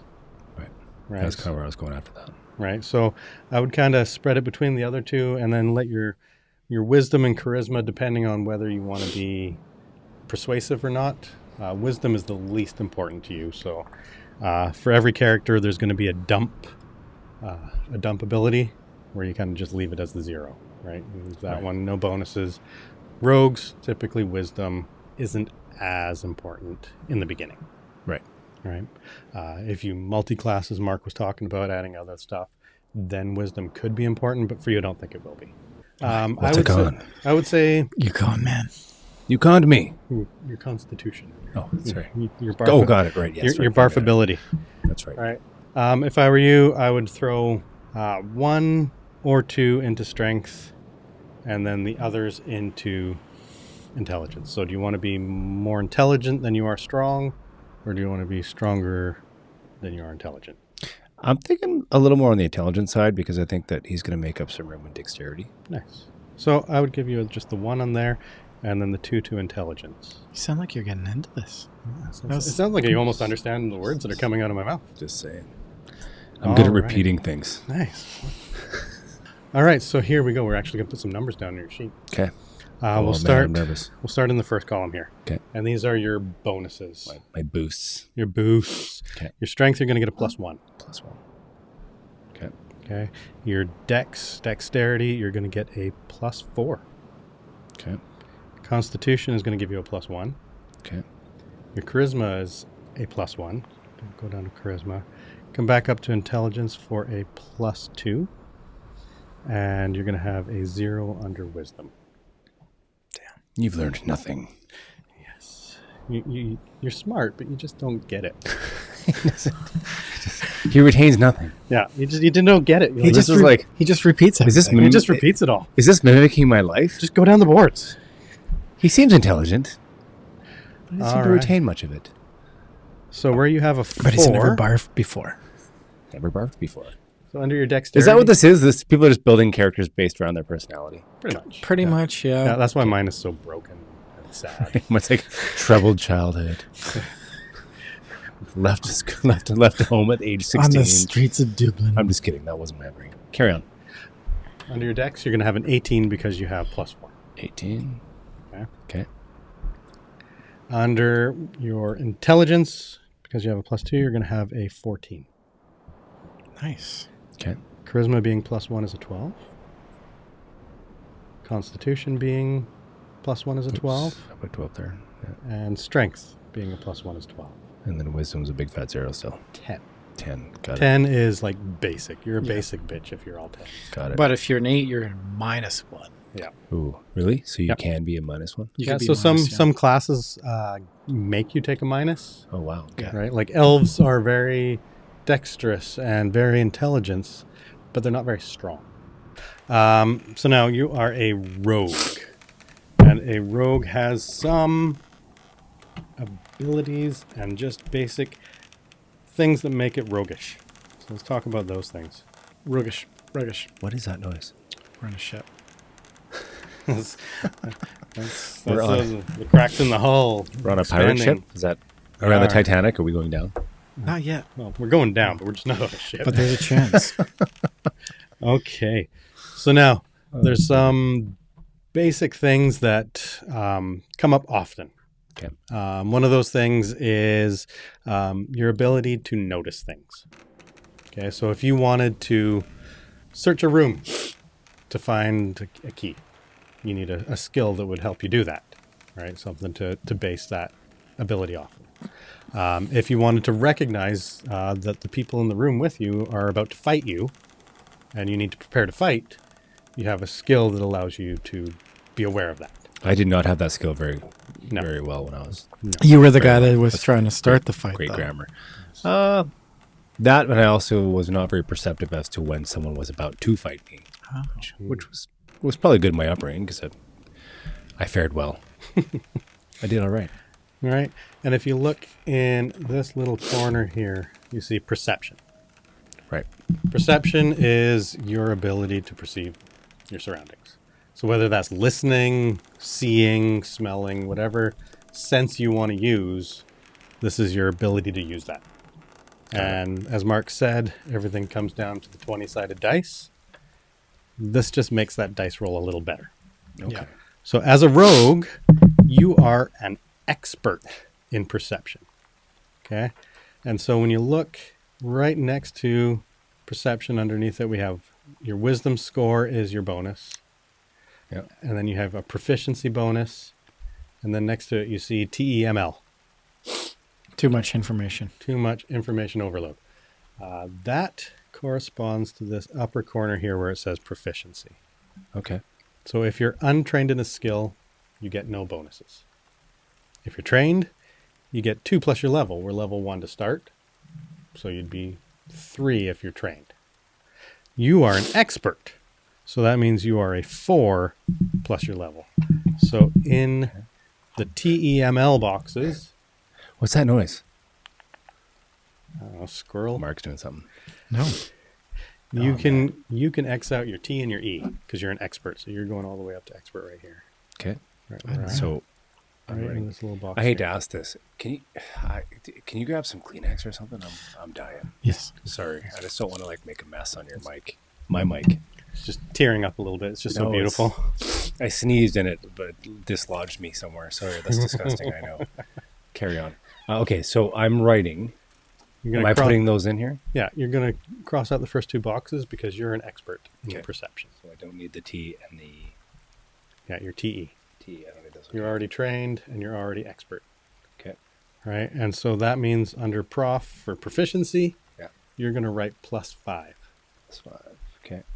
Your wisdom score gives you no bonuses. So you're a 0 there. Got it. And so when you add those 2 together, you stay as a 5. So in the big circle next to perception, Thanks, man. it's like a party in here. So I'm making sure I'm not causing problems. Your bonus to your perception checks is going to be a 5. Okay, 5. Got it. All right. This is also, like I said, you recognize that you're about to be in a fight. So every fight, every encounter like that starts with a roll to see who gets to act first, right? And so that number there gets added to your roll. Highest roll goes first. Okay. Got Right. it. And as a rogue, if you get to go first, you get bonuses, right? And so that's why you're an expert in perception. That's why your perception has a higher roll, Okay. right? Cool. So now we know that. So now we'll come to the middle of the page. We have this box here that says saving throws. This is where the teacher in me comes out. Can't undo it. It's there to stay. It's there. Right, so we have 3 different saving throws. Yeah, Are we back in the tavern again? Here we are, yeah. Oh, yeah. Well, we had to walk outside. We were doing a pub crawl. We're actually just into the. You take me outside and say, "Hey, you've had a few too many. Yeah, Let's get back out here." You're not perceiving what's happening around you here. That's right. Yeah. You're kind of pissing people off. You're being a bit of a dick. Let's move on to the next place. I've never done that. Before you start a fight. Here we go. We have 3 saving throws. We have a fortitude, a reflex, and a will. Reflex is somebody throws something at you, so you duck. No. You got to use a fruit or a vegetable. Okay, somebody throws a tomato at you, so you duck. All right, that's your reflex. Okay. So avoid being hit. Your will save is... What is the will save? I don't remember that. Is that... Well, if the tomato tries to control your life. It's more of like a mental thing. Yeah. Like, say somebody's got like some sort of psycho power. They're like They're trying to force you to eat tomatoes forcing even though you you. don't like it. Yeah. That's you resisting somebody else's will upon So you. you're, got it. Okay. And then fortitude is you ate a rotten tomato, and this is your saving against throwing up. Okay. So kind of similar to Constitution. Similar, right? And then you'll notice in fortitude, you're going to see con for constitution, Oh, okay, there you go. Yeah. right? So you take that bonus that you got, which I think was a +1. In the Constitution. Yeah. Yep. And that's going to go in that first box under fortitude where it says con. So is it a 1 or is it a It's a +1, just +1? Okay. right? And so now, underneath it, you're going to see that TEML again, Yeah. right? So that in fortitude, you are just trained. So you can X out the first box there. First one. Okay. So you're trained. If we go to reflex, you're an expert. So you can go T and E Wow. Cross that one off too. Oh, here we go. for reflex. T Andy. Yeah. And then for the last one there, will, you are an expert as well. So you're T and E on that last one. Okay. So now when we come back up to the proficiencies, Because I'm at. Yeah. so this one being trained is your 2 + 1. So you're a 3 in here. When you're an expert, you're a 5. So anytime you're expert, you can put a 5 in the prof box. Anytime you're trained, you're going to put a 3. Got it. Okay. And so now reflex is based on dex. You got a +4 in your dex. So you can pull that 4 into the dex box there, 4 here.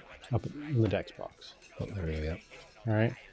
You add those together, you get a 9. That Okay. goes in the big box above. Will is based on wisdom. You got no bonus there, so you're a 0. And so you just pull up the 5.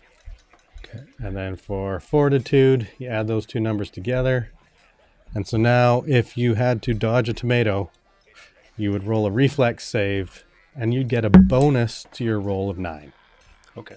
Right? So pretty good chances that you're going to avoid the tomato. Okay. Right? That makes sense. You might fall to the will of the tomato a little bit easier than you would avoiding getting This is hit by Attack it. of the Killer Tomatoes, man. Right? Tomato sounds like it's gonna be in trouble. That and the oranges, man. Tell you, in this So- game, Avoid the oranges. at all costs. So we're starting to see your character develop. Yeah. Right? We know that you're fast. You have high reflexes. You're pretty perceptive. When you look around, you notice things. Right? So that's starting to build how you can play your character. Got it. Right? The next thing you do is you build your skills. And so as skills, as a rogue, this is kind of where you shine.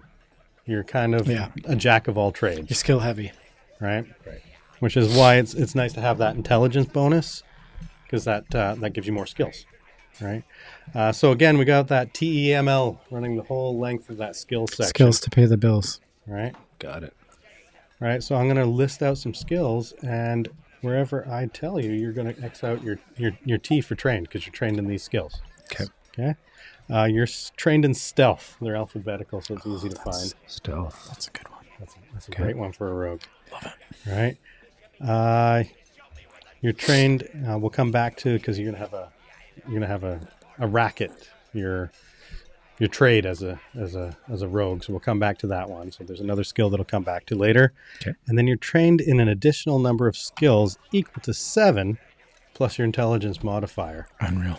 So your intelligence modifier was that +1, I think.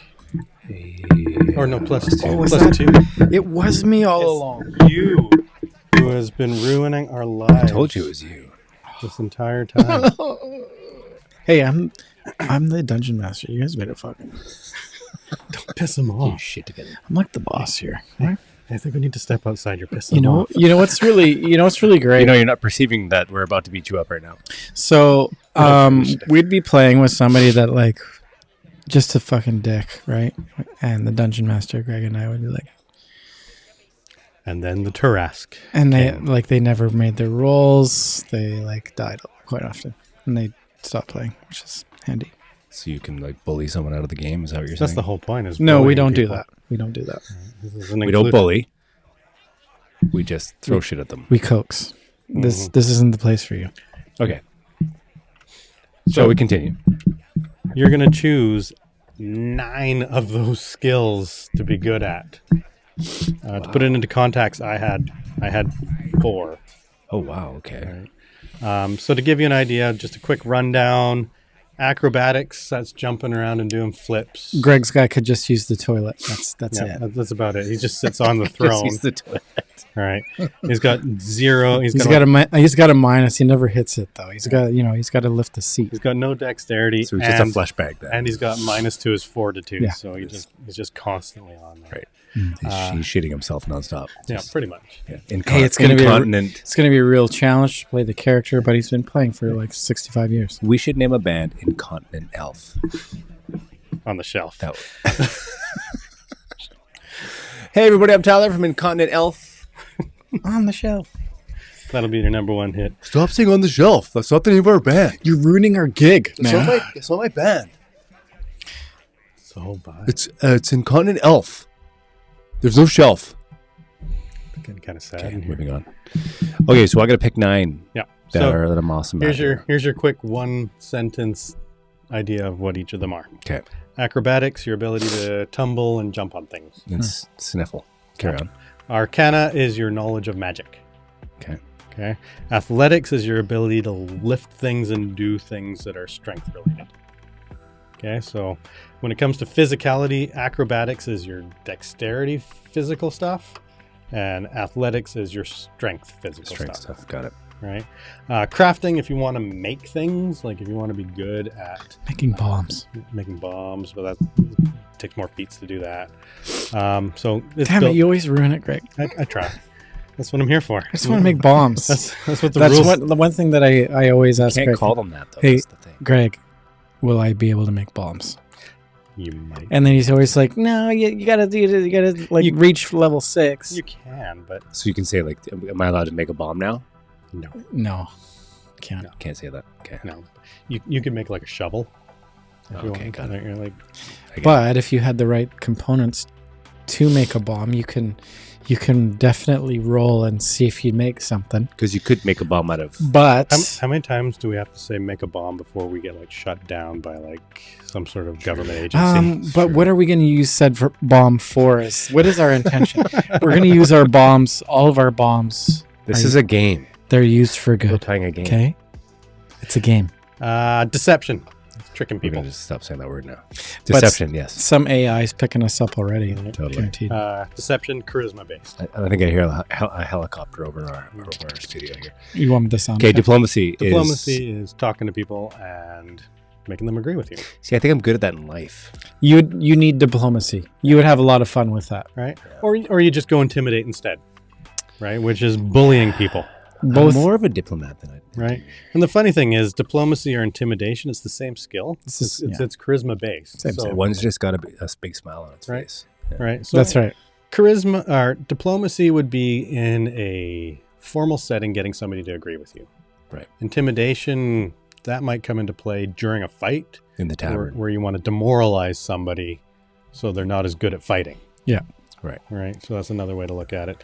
Lore, that could be anything from knowing a town to knowing about religion to knowing what kind of rocks or different rocks, right? Like any sort of lore, you can pick a topic of knowledge, right? So if you want to be good at knowing rocks, you can pick like geology. So you as got your lore. to. So there's 2 boxes here. So you got to say I'm knowledgeable in this area. Yeah. Okay. And so later on down the line, we're fighting a rock monster, and Mark goes, "Well, you're fighting a rock monster." And you're like, "Oh, but what kind of rock is it made out of?" Yeah. You could do a check to find out. Right. You'd be like, "Oh, I that's know about these things. And you can exploit its weaknesses. And so like it's oh, you can be this- like, that's a sedimentary rock. I know if exactly. you what throw to do with vinegar that on it, it will dissolve it. one. Yeah, So- there you go. That's right. Exactly. because you always carry around your trusty vinegar. Oh, yeah, exactly. I don't have it with me, but that lady across the street does. If I Medicine, use diplomacy to get it from her. or just intimidator. Or intimidator.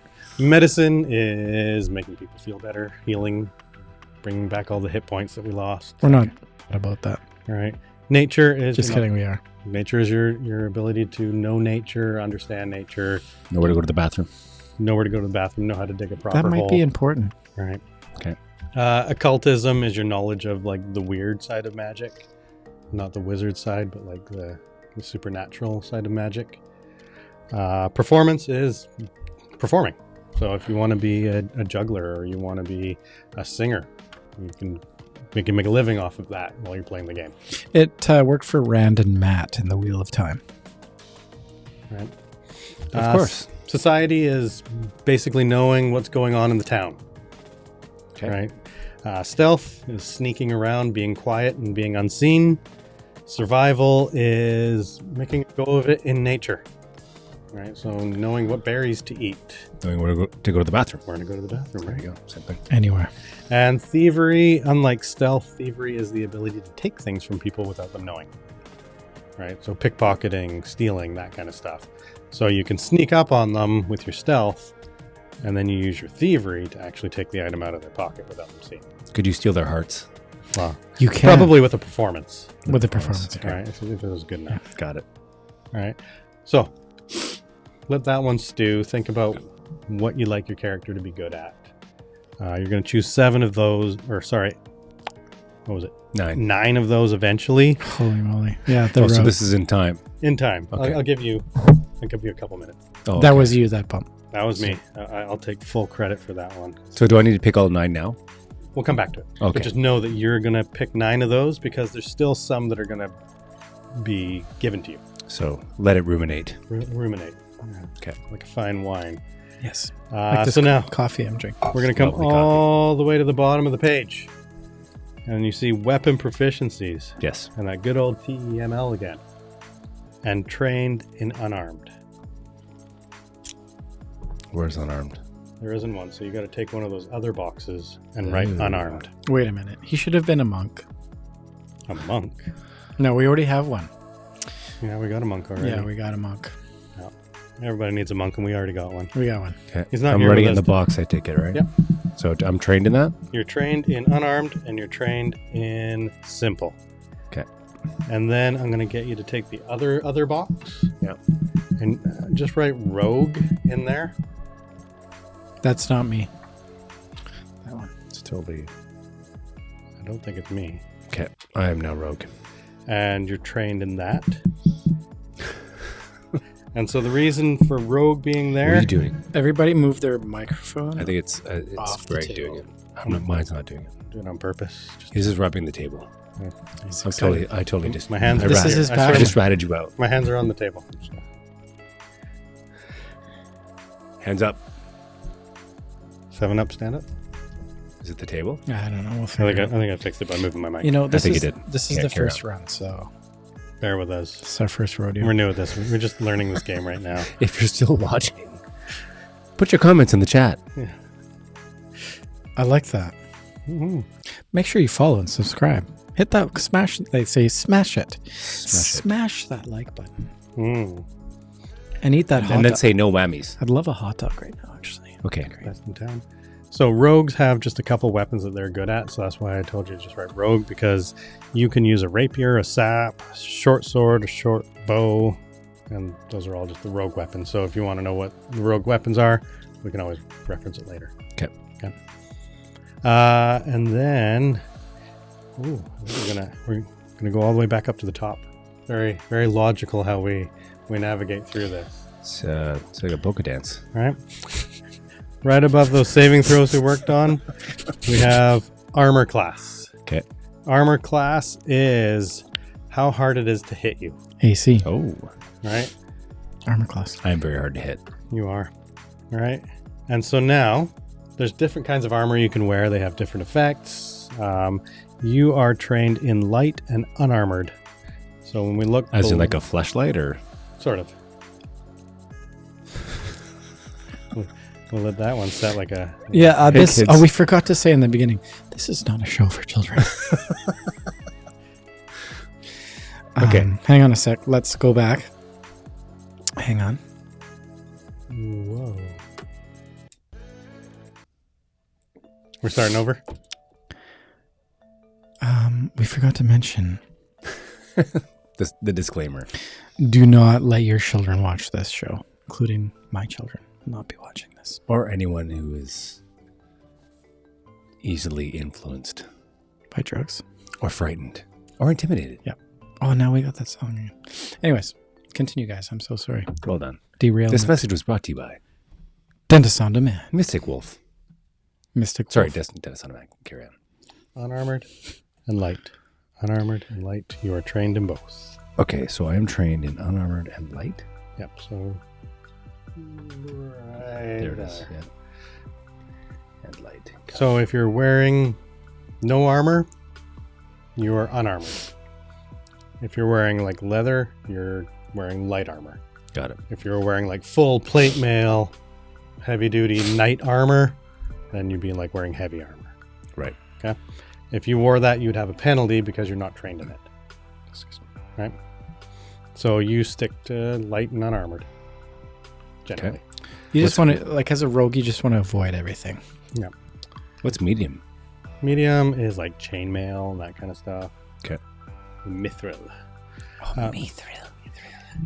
Right. Mithril's a kick-ass, like, really light. Lord of the Rings. Like, a Mithril shirt is what Frodo wore. Do you know how we talk about how Genghis Khan's army survived? Let's talk about it. Let's take a 50-minute break on how Genghis Khan. They called them the Ghost Army. And the reason Genghis Khan became so powerful was because his army, he would go in and he would invade a village or whatever, you know, say either join my army or die. They were great with their horses. Great with their horses, but the one secret weapon, and you guys can verify this, you can tell me whether this is true or not, or if you're watching, you can let me know. But apparently, their secret weapon was that they wore layers of silk. They put silk under their armor, so that when the arrows penetrated their armor, the armor wasn't strong enough to keep the arrow from penetrating. So typically, back in those days, the arrow would go in, goes into your chest, hits your heart, you die. Mm-hmm. So, but if that layer of silk, apparently, it would resist the arrow. It would not let the arrow go deep enough to hit any vital organs, Like Kevlar. like Kevlar. It's genius. So the silk functioned as like a really sort of like a primitive Kevlar back in whatever year that was. So they said that they were like the walking ghost army, because they would hit them with hundreds of arrows and these guys wouldn't die. They would just keep coming, and then they would just take over a village and then he created this huge empire with thousands of people. That's the story behind. I believe it was Genghis Khan that was Terrifying. the story of silk. So whenever I think of silk, I'm like, cool, I can take an arrow right in the chest. Like, no, that's not how it works. All right. I'm assuming this is in relation to a trade route, but So we'll come back to that. Yeah. Well, that'll be our next 3 hours. I need to Right here, change. let's go over to this class DC we got here. Okay, let's hit it. Okay. This class DC is your rogue. So you're going to be trained in the rogue. So you're going to pick T for trained. Yep. And so that means you can put the 3 in your proficiency box next to the trained. Okay. And then your key ability as a rogue is your dexterity. So you're going to take your +4 from dexterity. You're going to put that there. Add those two numbers together. I'll let you do the math there. 7 in item. Oh, the big box. In the big box, you put your 7. And so that means if you are doing something where you're using your rogueness, I don't even know what to call it. But Rogueness. the challenge rating of you as a rogue is that 7 plus 10, so that's a 17. Okay.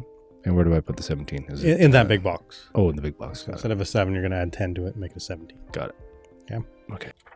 +1. +1. Constitution is my +1. Can we come in? Get it? My +1. I don't have very much wisdom, so it takes me. I'm a -1. And I'll sit there like this. I have You're no just on analog. It I have takes no you. perception. Here, ask me again. The Constitution's here with me. He's my +1. Can we come in?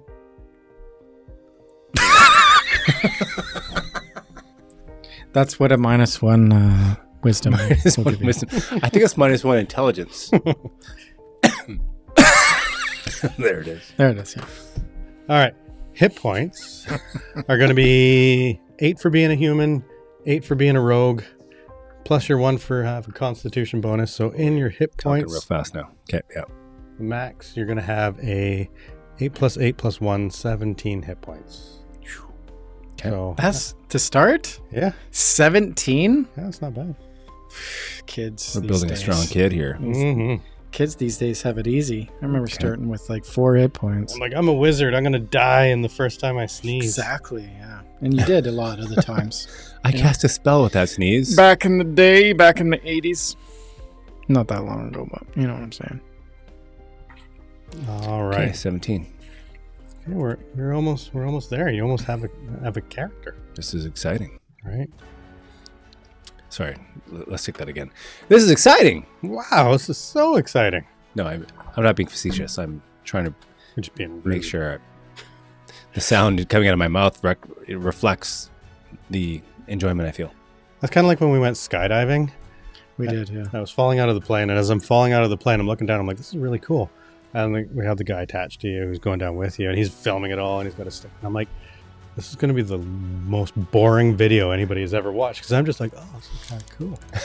Or I'm just falling. Yeah, I can see neat. my house. So I'm like, I guess I should maybe put on a little bit of a show to make the. You pretend to pass out or I'm what? like, wow, this is cool. Yeah. No. Yeah, you weren't very genuine in the moment. that's what we did for my stag. Yeah, and 50% chance that one of us would make it back. Yeah, we did Pretty it. good odds. We made it You guys went skydiving for your stag. for my stag, yeah. Really? Yeah. Wow. My friends just took me to Brandy's. Jesus. My friends didn't. It was. I can edit that out. I'm just gonna let this awkward moment linger. I know, just a like, I got nothing to little say. longer. I got no. Let's There's just no- leave that out there for just There's no Just humor think about- attached to this. think about what you've You know done. what it is? It's been so long since I got married. I wanted to like Christopher Walken there for a second. Did you see that? Yeah, do it. It's been so long since I've been to a exotic lady house Lady House. He would say or man.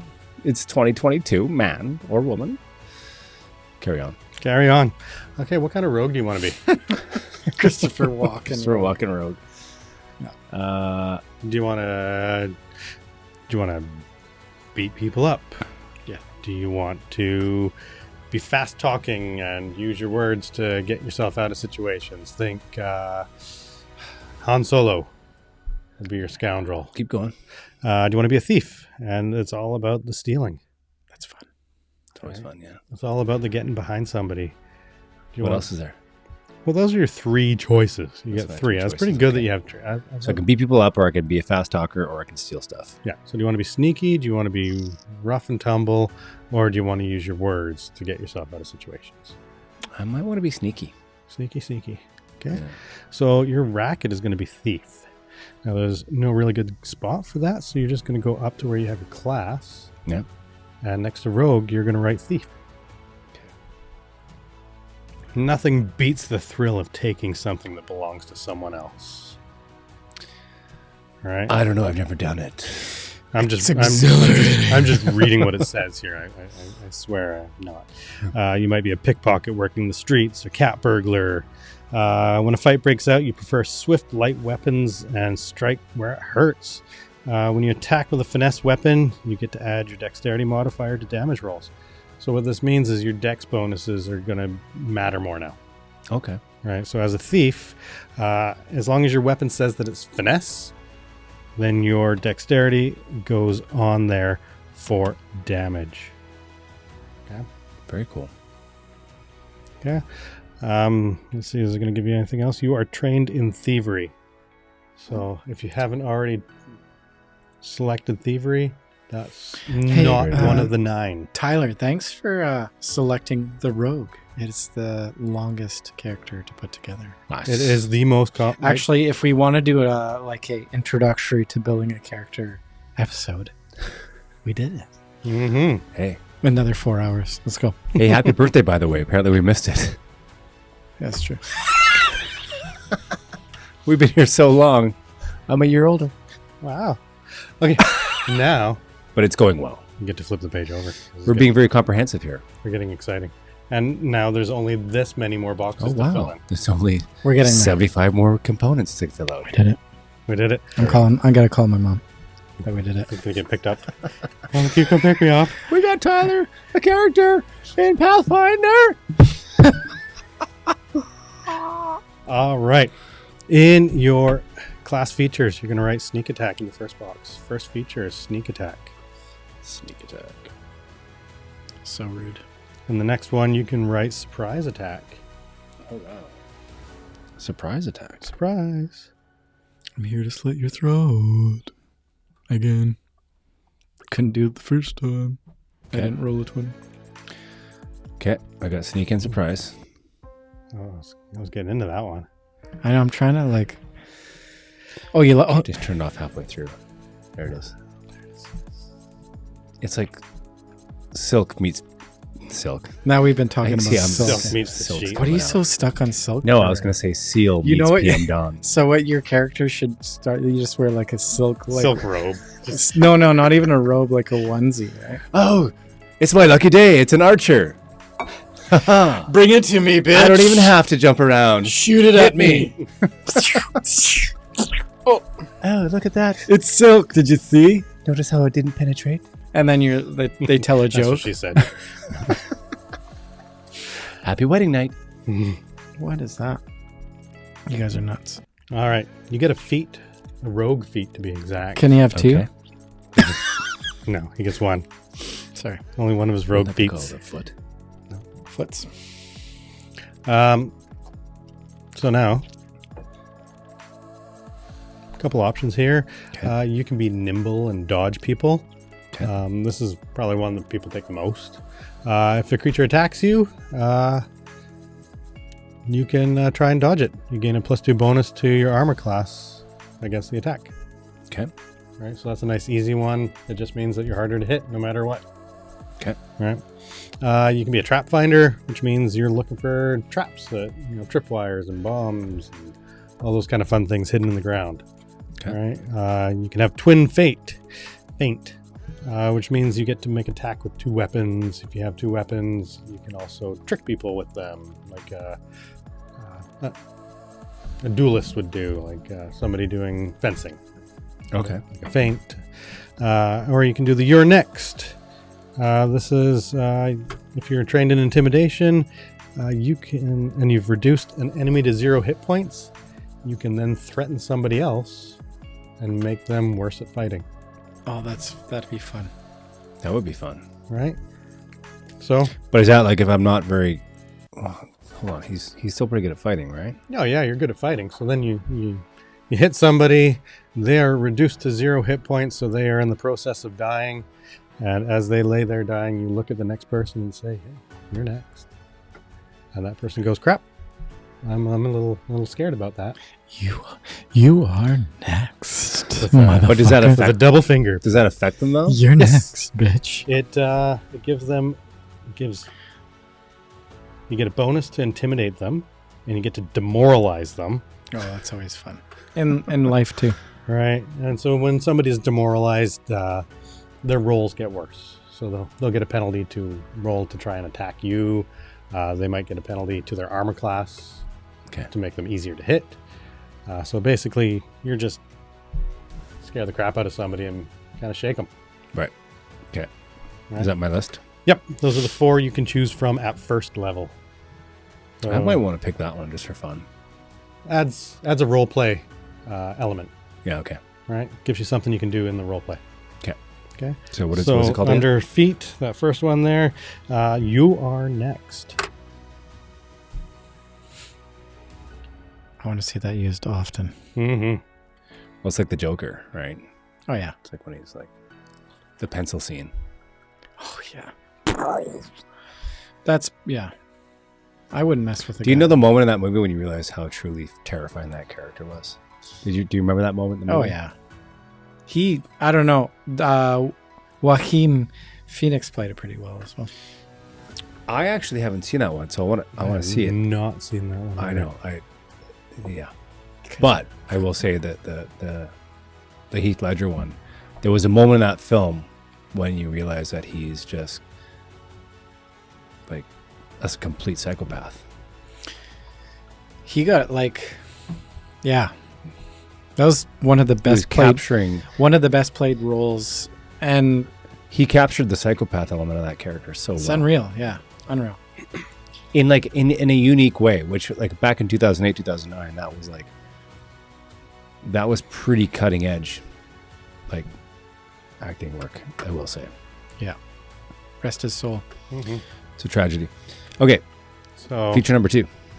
We're gonna flip the page back over. Oh, because we like to jump around all over the place. Jump around. All right, so now let's think about those skills again. You've had time to think about your skilliness. Yeah. You have 9 of them, and that's probably like all of them that are left. So really, you can go ham and just choose whatever ones pop out as words you like, really, at this point. Intimidation you have to take in order to have that you are next. So do I strike off the train? Yep. Train. Okay, so all of these you will only be trained in to start with. Okay, so intimidation, that I have to take that one. Yeah, you have to take, so that's one of your 9. So I've got, so far I have stealth, thievery, and intimidation. Yep. So 6 more? No. So 8 more. 8 more. Got it. All right. The reason I'm making you do that is because what's left for your character is another feat that aligns with one of those skills. Okay. All right. Got it. Okay, so I'm just going to start picking away here. Like it doesn't, like, not too much thought really needs to go into. No. You think about your character. Your character is nimble, so you're probably going to be, acrobatics right off the hop. You're going to be, Yeah. You're probably going to want to do flips and roll along things and balance on beams. Arcana is knowledge of. Like if somebody was casting a spell, you could use Arcana to go, hey, that's a spell of fireball. Mm-hmm. Right, so... Right. I like that one. Probably athletics too. Athletics is always good. Deception. Deception's good for a roguish character. Yeah. I like diplomacy too. I would Performance can be good as well. Sometimes you can use your performance to feint and stuff like that. So when you're fighting, you can actually pull performance into your fight. Any role playing skill I would suggest. Okay. Performance it is. Okay, so I've got on this list. I think I had 2 checked off already. Is that right? Mm-hmm. Yeah. So I've got 1, 2, 3, 4, 5, 6, 7, 8, 9. So I need to pick 2 more. Mm-hmm. Holy smokes. That's a lot. It's a lot. Survival's a good one as a rogue, especially if your background is living on the streets. You're probably good at getting around and doing your thing.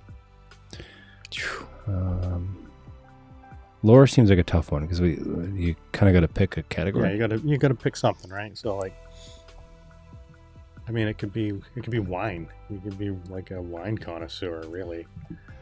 Bombs. You've used up your quota of that word today. I think we've just been blacklisted. That's right. Yeah. What about? I'm thinking possibly.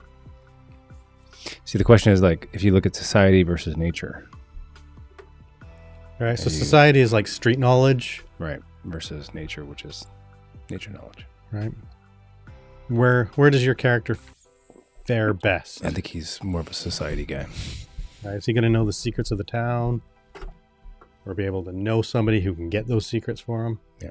Okay. I think we got them all here. You got them all? 1, 2, 3, 4, 5, 6, 7, 8, 9, 10, 11. Perfect. I think you left 3 of them unchecked. Yeah. So now every single one that you've just checked that T in, the That's next not right. block- There's like 1, 2, 3, 4, 5 unchecked, 6 unchecked. That's not bad. So any that you have checked the T on there, they're going to get a +3 in the proficiency. Well, they're all checked T. Is that? Anyone that you've checked, yeah. So anyone that all of those 11, you're going to write the 3 11 times now. Yeah, that's great. This is the glorious. I feel like I'm doing like a midterm.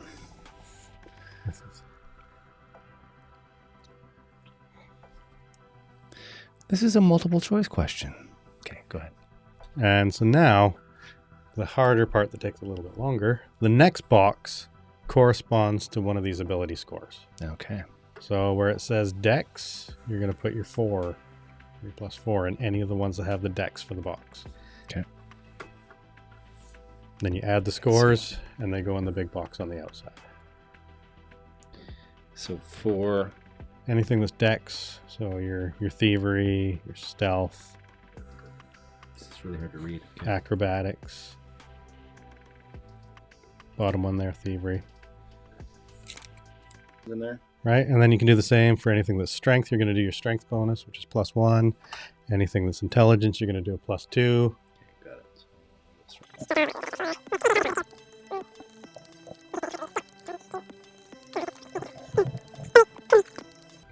And so the way skills work, if you're trained, there's extra things you can do. And if you're untrained, there's still some things you could do in that skill, but just not as much as if you had been trained in it. Well, there's a lot of charisma in this one. Yep.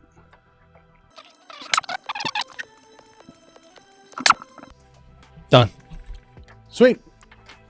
Done. Okay, so now, is there one of those skills that that pops out to you as interesting, as something that you might want to have more options within? And even if it's a lower score. Yep.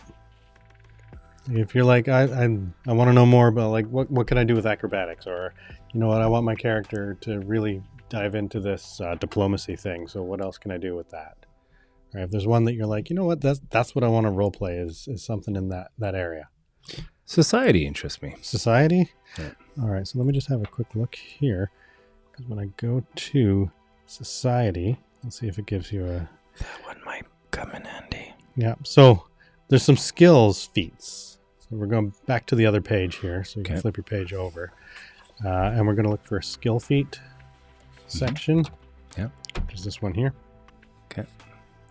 And so you get to choose a skill feat. So it could have been any of them, but we're talking about society right now. And so a couple that you can take right now are courtly graces, multilingual, read lips, sign language, and streetwise. Okay, so those are society skills that you can have a feat in. So a feat is something you can do that's beyond just being good at being on the street. Read lips. Right. So read lips gives you the ability to read a person's lips from a distance. Yeah, that one kind of stuck So- out for me. So if you don't have that skill, you can't do that. Right. So if you have that feat, then you're able to do that. So streetwise is you can use society to gather information. Right. So you can use sign language. Multilingual gives you more languages. I like lip reading and the multi-language one. I just picked just one. Yeah, you get one. So let me just have a quick look at reading lips and give you the exact what it says it does for you. You can read the lips of others nearby you can clearly see. When you're at your leisure, you can do this automatically and in an encounter mode. So if you're fighting or you're having a debate, so an encounter can be anything from fist fight to an argument over which is better soup, right? During that encounter, you can attempt a more difficult feat of lip reading, but you become flat-footed, so you kind of lose your dexterity bonus because you're so focused on reading lips. So if you're in that encounter, you just become easier to hit. Right. And so you can focus on the lip reading and do a check to see if you can read their lips. Okay. All right, so if you like that one, you can write that in your skill feats. What of the multilingual one? Multilingual is 2 more languages. You're going to have quite a few languages to begin with because of your intelligence bonus. So you're probably going to have like 3 or 4 languages that you can speak. Can I see the sort of the what was the Streetwise one? Streetwise is getting info. So you come into a new town and you want to know who's in charge. All right, so you can do a society check. So you roll with that bonus on a 20-sided, and everything has a difficulty score, right? And so a mundane task that most people can do would have a challenge rating of 10. So if you can roll over 10 on a 20-sided dice, then you can do that thing. Right. All right, so if you wanted to find out who the leader of the major gang is in a city, you do a streetwise check, you'd roll a 20-sided and add your society bonus. Right. And if it's a well-known gang that everybody knows about and it's probably something that's easy to gather, Mark might say as the DM, okay, you rolled over 10, yeah, you get to know that this guy's in charge of the local gang. If it's like a major cartel and nobody knows about it, maybe it's a harder roll. Maybe you have to get over 25. And that bonus is the only way that you could ever make that roll. Right. All right. Yeah, I don't know. I think that one kind of appeals to me too. So gather intel, So I think read lips. let's go with the street smarts one. Streetwise. Streetwise. So is it? Do I write that in background? Yeah. Okay. Okay. So we kind of got to a funny spot with your character now because most of the building is done. Okay. All right. So we can go back and we can have a quick look at your character and kind of see when we read it out what it sounds like. Okay. All right. And so you have a human rogue who is a thief. He grew up on the streets, and through that he's developed a streetwise understanding of how it works in the underworld and the underbelly. You're fast. You use a lot of light weapons, dangerous, probably from afar, just as you are up close, because dexterity is ranging attacks. So anything that's thrown or shot would be a range attack, so from a distance. Dexterity makes it easier to hit from a distance, right? When you get up close, if you're using finesse, it's quite deadly because you got that +4 bonus to the damage. All right. To put it into context, if you attacked with a dagger, you would roll your 4-sided dice for damage. And it's only a 1 because it's a dagger. It's not that powerful. But it's a finesse weapon, so you add 4. So now that one little single point there is actually 5. So when you think of an average human has 10 hit points, you've taken half of this person's life away with that dagger, with that one little shot. Right. Right. So it means you have the potential really to kill somebody in one shot with a dagger. A sword is a little bit more powerful. So a short sword would use a 6-sided dice. Depending on the blade you choose, it could also have that finesse, which would add that +4, or it might not, and then you would be only adding your strength, which is +1. Right? So if you want to optimize your character, you choose the weapons and the equipment that suit the skills you have and the ability scores you have.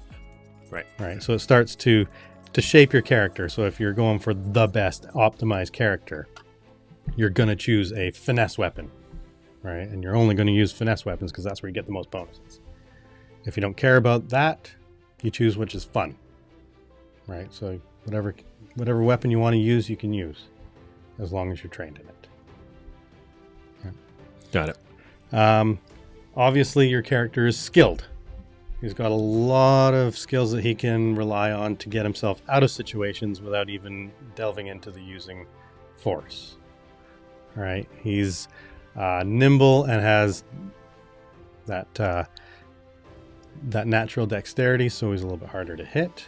But he's also, because of that, he doesn't use big, heavy armor. So when he does get hit, has the potential to do damage. Right. So you're a jumping in and out of the fray kind of character. You don't like to stay in one spot. You like to move around, come from the peripheral, come in, sneaking in, using your stealth to get an advantage on people. Got it. Right. So that's kind of how your character is laid out now. Okay. So now when you think of what we've discussed here, does that fit into how you want to roleplay your character? Yeah, it sounds like a good start to me. Yeah, it does actually. Yeah. So it'll be fun. Someone with zero background knowledge of this game, it sounds like a pretty solid place to start from. You will be able to be in a situation and like have the ability to do something in a lot of different situations, and that's a good place to start. Okay. Cool. I'm down. All right. So what we got right now is a naked human standing in a blank room waiting to do something. Right, that's kind of where we've gotten to. Does he have a flashlight? He does. I don't know. Roll a 20 side. roll for damage from your flashlight. Yeah. All right. Well, we got we went through the journey. Any questions, Tyler? Like, is there anything like what? There's like it's so much info to go through in the beginning. Excuse me, Ruggle. Do I name my character now? Oh, do you have a name? That's usually the hardest part. Mm-hmm. Yeah. Like right now. Yeah, Greg's is unknown too.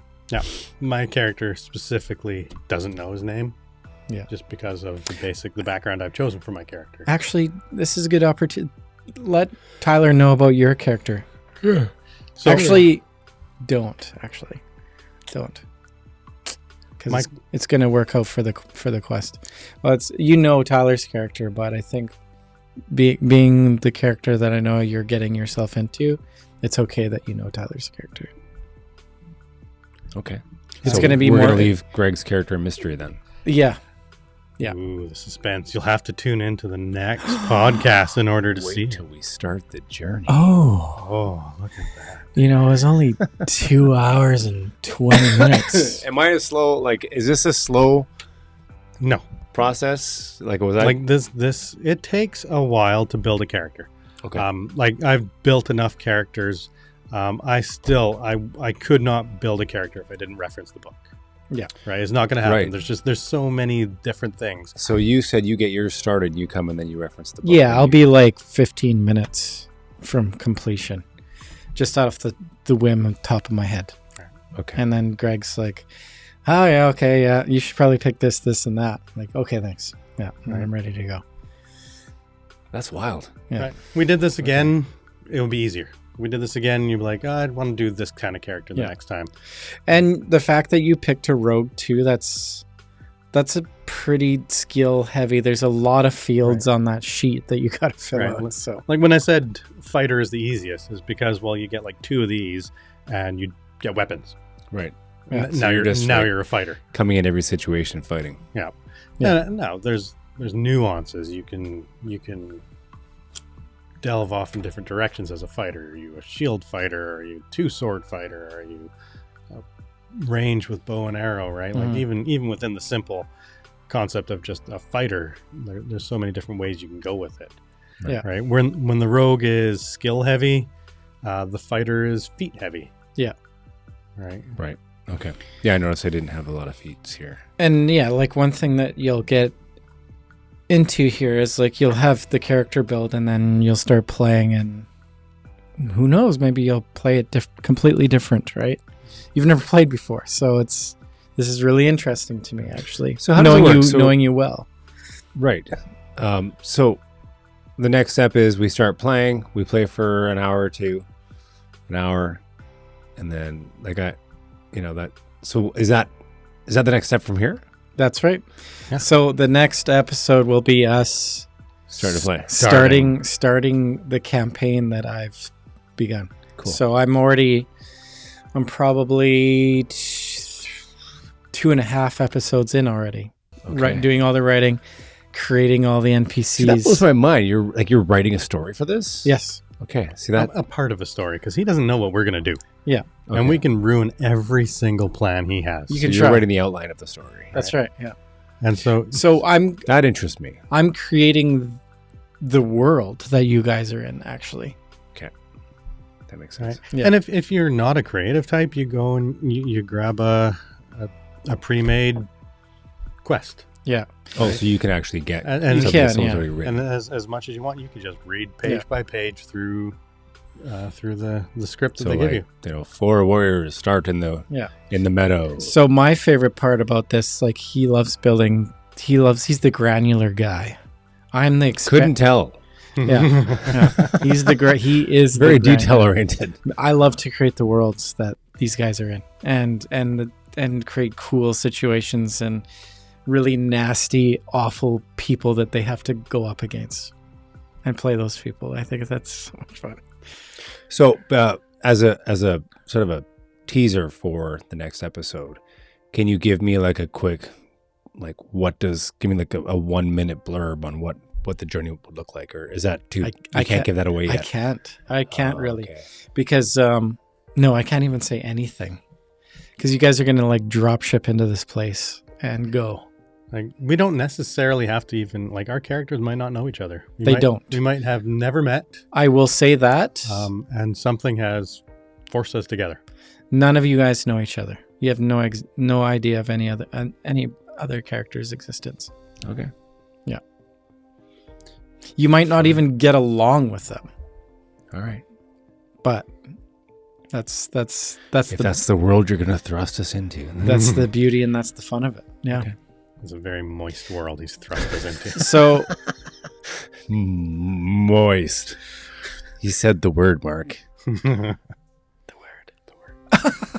There's not many things that make me vomit in this world. And that's just the one. That's just the one thing. I'm just kidding. So yeah, They said to name my band after that word. moist. He's probably like, if I could go back to 1989 and rename my band, I probably wouldn't call it Moist. Aren't they Moist X? That was a good Yeah, band. that was No, Bush. Bush X. Bush X. Yeah. But They could- was he Bush and then he became Bush X? Yeah, No, because they there was were- a different band that was called Bush, so we had to add the X. No, to they it. were Bush X only in Canada, I think. Right. 'Cause there's So it was already a Bush. Bush. So much Bush in Canada already. Tune in next time for the 1980s through 1990s That's pop band culture Yes. discussion. Guys, I'm gonna call it. This has been awesome. You've got a character, Tyler, so it's gonna be a lot of fun. It was fun just to build the character. Yeah. Like Yeah, I it said, this is what I live for. This is what gets me up in the morning, is making characters. Yeah. It's fun. That's exciting. I play characters. Now you have one. Now I have one. Ooh. You wrote it, and that's your script. My So last character was on screen for 30 seconds. It's exciting. Did you see it? Did you watch my Christmas movie? no, I didn't. Was it already on? It was on. It was on last Saturday. Oh man, is it going to be back on? You can just go on YouTube. You can literally look up Christmas on Candy Cane Lane. And Watch it I on think I'm YouTube. at like the 37-minute mark. Okay, I will. But don't blink, you'll miss me. Oh, is that? Oh, that's him. I'm gonna wrap it up, guys. So yeah, make sure. Let's get it. Oh, there. Oh, we there are. he is. Oh, The one and only Oh. Mr. Mark Wagner. I'm back. So thank you so much for tuning in. If you're still watching, awesome. We'll see you next time. The adventure begins. We So have the character built. and everybody, and Dave will join us as well. So that'll be good. He's a little. Now, does he have his character built? Or Yes. is it- Okay. Yes. Yeah. Mark's like, I hope he does. And one thing that we'll learn about Dave is he's a spark plug. He like gets things shit going. Yeah. Okay. He will come in like a wrecking ball. He Okay. he just like he tries to break the parameters. It's great. It's great. As a DM, it like keeps the keeps the other characters moving along too. Anyways, Okay, um, that's cool. and yeah, guys, that's we'll leave it there. So I'm not too sure when next time will be, but we'll figure that out. And that's all Rock for and now. roll. That's all for now. Thanks for watching. Thank you. Thanks for watching my virgin journey into the world of Pathfinder and this whole Dungeons and Dragons thing. I think it's really cool, and I have always wanted to dabble in it, and I just never knew how to get into it. Now I got to bring it back to the other camera angles. You're bringing it back all the time here. No, that's all I want to say. Okay. You don't have to look at my ugly mug. Look at this guy here. Yeah, that's a nice camera angle. It's Here- working for you. Hero of the Empire.